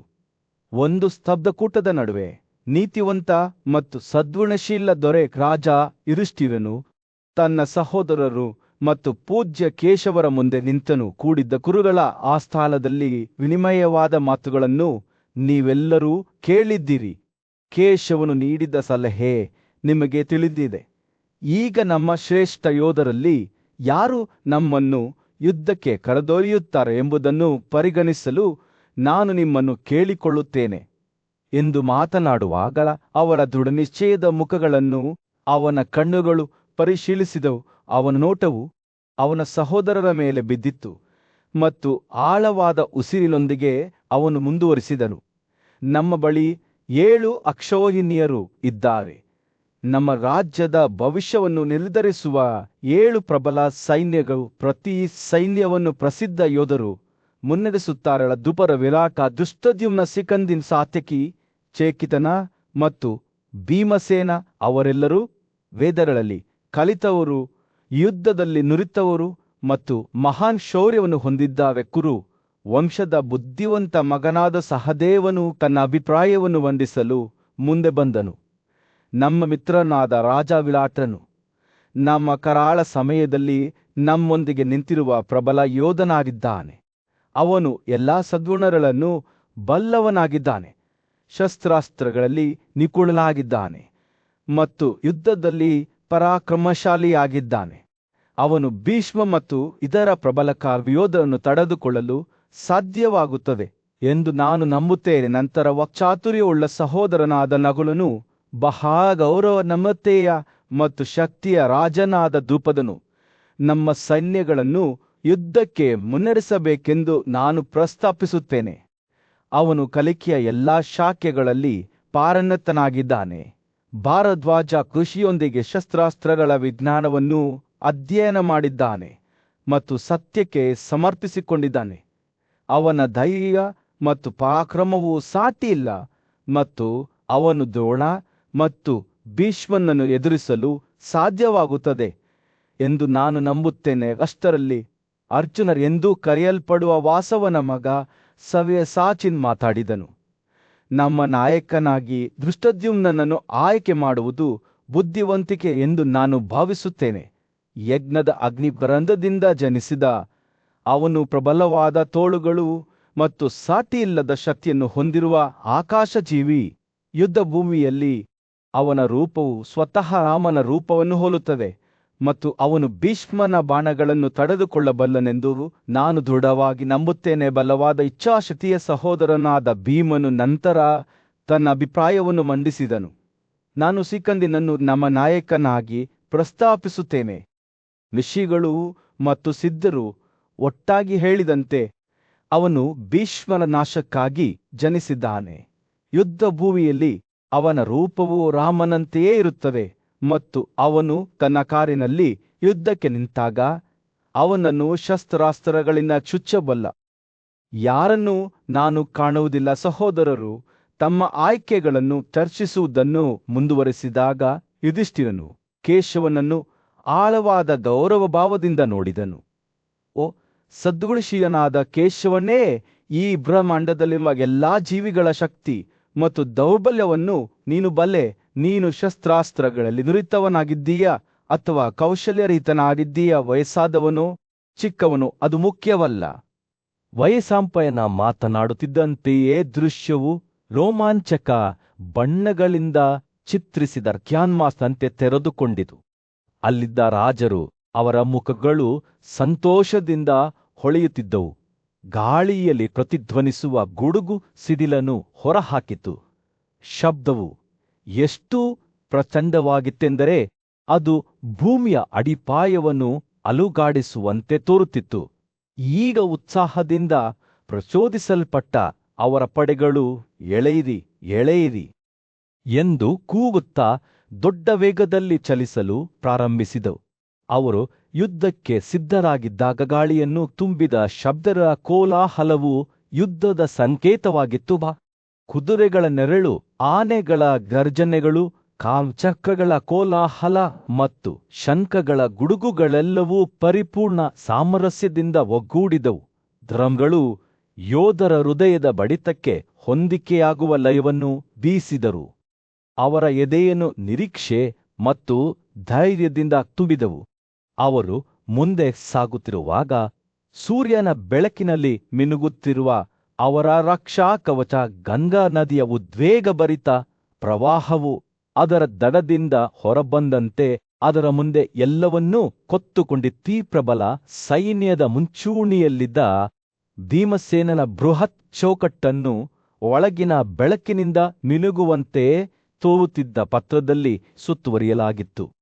ಅವನ ಪಕ್ಕದಲ್ಲಿ ಮದ್ರಿಯ ಇಬ್ಬರು ಪುತ್ರರು, ಅವರ ಮುಖಗಳು ದೃಢನಿಶ್ಚಯದಿಂದ ಕೂಡಿದ್ದವು ಮತ್ತು ಸುಭದ್ರನ ಮಗ ಅಭಿಮನ್ಯು ಇನ್ನೂ ಚಿಕ್ಕವನಾಗಿದ್ದರೂ ಈಗಾಗಲೇ ಯೋಧನ ಬೆಂಕಿಯನ್ನು ಪ್ರದರ್ಶಿಸುತ್ತಿದ್ದನು. ದ್ರೌಪದಿಯ 5 ಪುತ್ರರು ನಿಕಟವಾಗಿ ಹಿಂಬಾಲಿಸಿದರು. ಅವರ ಕಣ್ಣುಗಳು ಯುದ್ಧದ ತೀವ್ರ ಉತ್ಸಾಹದಿಂದ ಉರಿಯುತ್ತಿದ್ದವು ಮತ್ತು ಉಕ್ಕಿನ ಮತ್ತು ಸ್ನಾಯುವಿನ ಈ ಸುಳಿಯ ಮಧ್ಯಭಾಗದಲ್ಲಿ ದುಷ್ಟದ್ಯುಮ್ನನ ಉಪಸ್ಥಿತಿಯು, ಅವನ ಉಪಸ್ಥಿತಿಯು ಗೆಲುವಿಗೆ ಮಾರ್ಗದರ್ಶನ ನೀಡುವ ದೀಪದಂತೆ ಸಾಗಿತು.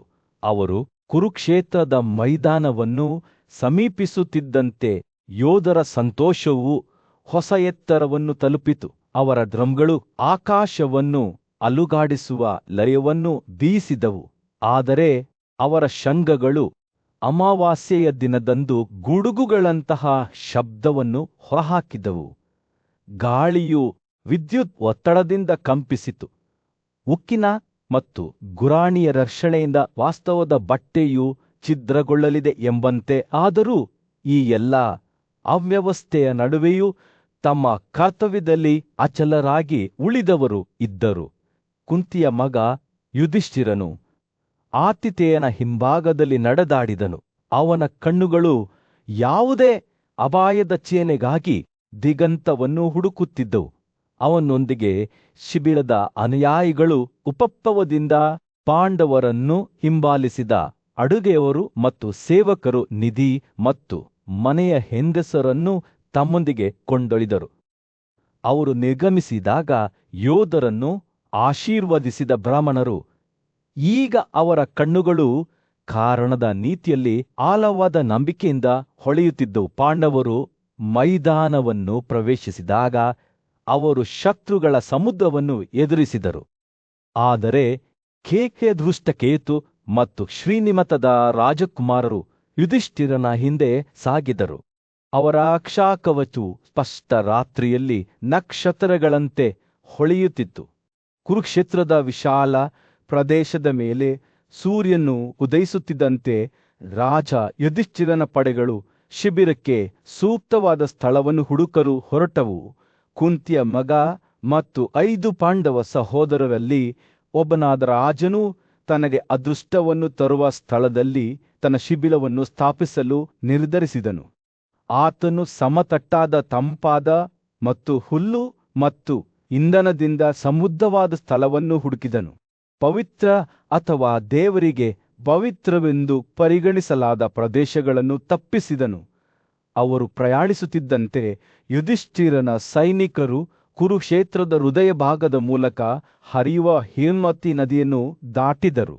ಈ ನದಿಯನ್ನು ಪವಿತ್ರ ತೀರ್ಥ ಎಂದು ಹೇಳಲಾಗುತ್ತಿತ್ತು. ಅದರ ನೀರು ಶುದ್ಧ ಮತ್ತು ಶುದ್ಧೀಕರಣವಾಗಿದೆ. ಈ ಕಾರ್ಯಾಚರಣೆಯಲ್ಲಿ ಪಾರ್ಥ ಅರ್ಜುನನೊಂದಿಗೆ ಬಂದಿದ್ದ ಕೃಷ್ಣನ ಮತ್ತೊಂದು ಹೆಸರಾದ ಕೇಶವನು ಆ ಪ್ರದೇಶವನ್ನು ಭದ್ರಪಡಿಸುವ ಜವಾಬ್ದಾರಿಯನ್ನು ವಹಿಸಿಕೊಂಡನು. ಯಾವುದೇ ಸಂಭಾವ್ಯ ಬೆದರಿಕೆಗಳಿಂದ ರಕ್ಷಿಸಲ್ಪಡುವಂತೆ ತಮ್ಮ ಶಿಬಿರದ ಸುತ್ತಲೂ ಕಂದಕವನ್ನು ಅಗೆಯಲು ಅವನು ತನ್ನ ಸೈನಿಕರಿಗೆ ಆದೇಶಿಸಿದ. ಈತಮಧ್ಯೆ ನುರಿತ ಯೋಧ ಮತ್ತು ತ್ರಿಶತ ವಂಶದ ಸದಸ್ಯನಾದ ಧೃಷ್ಟದ್ಯುಮ್ನನು ಯುಯುಧನನೊಂದಿಗೆ ಸತ್ಯಕಿ ಎಂದು ಕರೆಯಲ್ಪಡುವ ಶಿಬಿರಕ್ಕಾಗಿ ನೆಲವನ್ನು ಅಳೆಯಲು ಪ್ರಾರಂಭಿಸಿದನು. ಅವರ ಕಾರ್ಯವು ಸ್ಥಳವನ್ನು ಗರಿಷ್ಠಗೊಳಿಸುವ ಮತ್ತು ಅವರ ಪಡೆಗಳಿಗೆ ಸಾಕಷ್ಟು ರಕ್ಷಣೆಯನ್ನು ಒದಗಿಸುವ ರೀತಿಯಲ್ಲಿ ಬೇರೆಗಳನ್ನು ಹಾಕಲಾಗಿದೆ ಎಂದು ಖಚಿತಪಡಿಸಿಕೊಳ್ಳುವುದಾಗಿತ್ತು. ಪಾಂಡವರ ಶಿಬಿರವು ರೂಪುಗೊಳ್ಳುತ್ತಿದ್ದಂತೆ ಕೃಷ್ಣನು ಮಿತ್ರರಾಷ್ಟ್ರಗಳಾಗಿ ಆಗಮಿಸಿದ ಭೇಟಿ ನೀಡಿದ ರಾಜರಿಗಾಗಿ ವಿಸ್ತಾರವಾದ ಡೇರೆಗಳ ಸ್ಥಾಪನೆಯನ್ನು ಮೇಲ್ವಿಚಾರಣೆ ಮಾಡಿದನು. ಈ ಕಟ್ಟಡಗಳು ಇಂಧನ, ಆಹಾರ ಮತ್ತು ಪಾನೀಯಗಳಿಂದ ಅಲಂಕರಿಸಲ್ಪಟ್ಟ ಭವ್ಯವಾದ ನಿವಾಸಗಳಾಗಿದ್ದವು. ಸೇನೆಯ ಅಗತ್ಯಗಳನ್ನು ಪೂರೈಸಲು 100 ನುರಿತ ಮೆಕ್ಯಾನಿಕ್ಸ್, ಶಸ್ತ್ರಚಿಕಿತ್ಸಕರು ಮತ್ತು ವೈದ್ಯರು ಇದ್ದರು. ಪ್ರತಿ ಮಂಟಪದಲ್ಲಿ ರಾಜ ಯುಧಿಷ್ಠಿರನು ಹೇರಳವಾದ ಸರಬರಾಜುಗಳನ್ನು ಸಂಗ್ರಹಿಸಿದಂತೆ ನೋಡಿಕೊಂಡನು. ಬಿಲ್ಲುಪತಂತಿಗಳು, ಬಿಲ್ಲುಗಳು, ಅಂಚೆ ಕೋಟುಗಳು ಮತ್ತು ವಿಶಾಲವಾದ ಶಸ್ತ್ರಾಸ್ತ್ರಗಳು, ಜೇನು ಶುದ್ಧೀಕರಿಸಿದ ಬೆಣ್ಣೆ ಪುಡಿ ಮಾಡಿದ ಲಕ್ಷ, ನೀರು, ಜಾನುವಾರುಗಳಿಗೆ ಮೇವು, ತುಪ್ಪ, ಕಲ್ಲಿದ್ದಲು, ಭಾರಿ ಯಂತ್ರಗಳು, ಈಟಿಗಳು, ಬ್ಯಾಟರಿಗಳು, ಬಿಲ್ಲುಪಸ್ತಗಳು, ಎದೆಯ ಹಲಗೆಗಳು, ಸ್ಕಿವಿಟರ್ಗಳು ಮತ್ತು ಕೊಯ್ವುಗಳ ಜೊತೆಗೆ ಎತ್ತರದಲ್ಲಿ ರಾಶಿ ಬಿದ್ದಿದ್ದವು. ಇಂಧನದ ವಾಸನೆ ಮತ್ತು ಲೋಹದ ಮೇಲೆ ಸುತ್ತಿಗೆಯ ಶಬ್ದದಿಂದ ಗಾಳಿ ದಪ್ಪವಾಗಿತ್ತು. ಪಾಂಡವರ ಶಿಬಿರದ ಸುದ್ದಿ ಹರಡುತ್ತಿದ್ದಂತೆ ಅವರ ಮಿತ್ರರು ತಮ್ಮ ಪಡೆಗಳು ಮತ್ತು ಪ್ರಾಣಿಗಳನ್ನು ತಮ್ಮೊಂದಿಗೆ ತರಲು ಪ್ರಾರಂಭಿಸಿದರು. ಬ್ರಹ್ಮಚರ್ಯ ಪ್ರತಿಜ್ಞೆಗಳನ್ನು ಆಚರಿಸಿದ, ಪವಿತ್ರ ಸೋಮನನ್ನು ಕುಡಿದ ಮತ್ತು ಯಜ್ಞಗಳಲ್ಲಿ ಬ್ರಾಹ್ಮಣರಿಗೆ ದೊಡ್ಡ ಅರ್ಪಣೆಗಳನ್ನು ಮಾಡಿದ ಅನೇಕ ರಾಜರು ಯುಧಿಷ್ಠಿರನ ಸೈನ್ಯವನ್ನು ಸೇರಲು ಬಂದರು. ವಿಜಯದ ಭರವಸೆ ಮತ್ತು ಅವರ ರಾಜ್ಯದ ಭವಿಷ್ಯವನ್ನು ನಿರ್ಧರಿಸುವ ದೊಡ್ಡ ಯುದ್ಧದಲ್ಲಿ ಭಾಗವಹಿಸುವ ಅವಕಾಶದಿಂದ ಅವರು ಆಕರ್ಷಿತರಾದರು. ಸಾವಿರಾರು ಸೈನಿಕರು, ಆನೆಗಳು ಮತ್ತು ಕುದುರೆಗಳು ಪಾಂಡವರ ಶಿಬಿರದಲ್ಲಿ ಒಟ್ಟುಗೂಡಿದ್ದರಿಂದ ಕುರುಕ್ಷೇತ್ರದ ಭೂದೃಶ್ಯವು ಚಟುವಟಿಕೆಯಿಂದ ಜೀವಂತವಾಗಿತ್ತು. ಗಾಳಿಯು ನಿರೀಕ್ಷೆಯೊಂದಿಗೆ ಕಂಪಿಸಿತು ಮತ್ತು ಭೂಮಿಯು ನಿರೀಕ್ಷೆಯ ಭಾರದಿಂದ ನಡುಗುತ್ತಿತ್ತು. ಸೂರ್ಯನು ನಡುಗಲು ಪ್ರಾರಂಭಿಸಿದ. ಕುರು ಆಸ್ಥಾನದ ಮಧ್ಯದಲ್ಲಿ ರಾಜ ದುರ್ಯೋಧನನ ಕಣ್ಣುಗಳು ತೀವ್ರ ಸಂಕಲ್ಪದಿಂದ ಉರಿಯುತ್ತಿದ್ದವು. ಪಾಂಡುವಿನ ಹಿರಿಯ ಮಗ ಯುಧಿಷ್ಠಿರನು ಯುದ್ಧಕ್ಕಾಗಿ ಉತ್ಸುಕನಾಗಿ ತನ್ನ ಸೈನ್ಯವನ್ನು ಕುರುಕ್ಷೇತ್ರಕ್ಕೆ ಕರೆದೊಯ್ದಿದ್ದಾನೆ ಎಂಬ ಸುದ್ದಿ ಅವನಿಗೆ ಬಂದಿತ್ತು. ವಾಸುದೇವನಿಂದ ರಕ್ಷಿಸಲ್ಪಟ್ಟನು.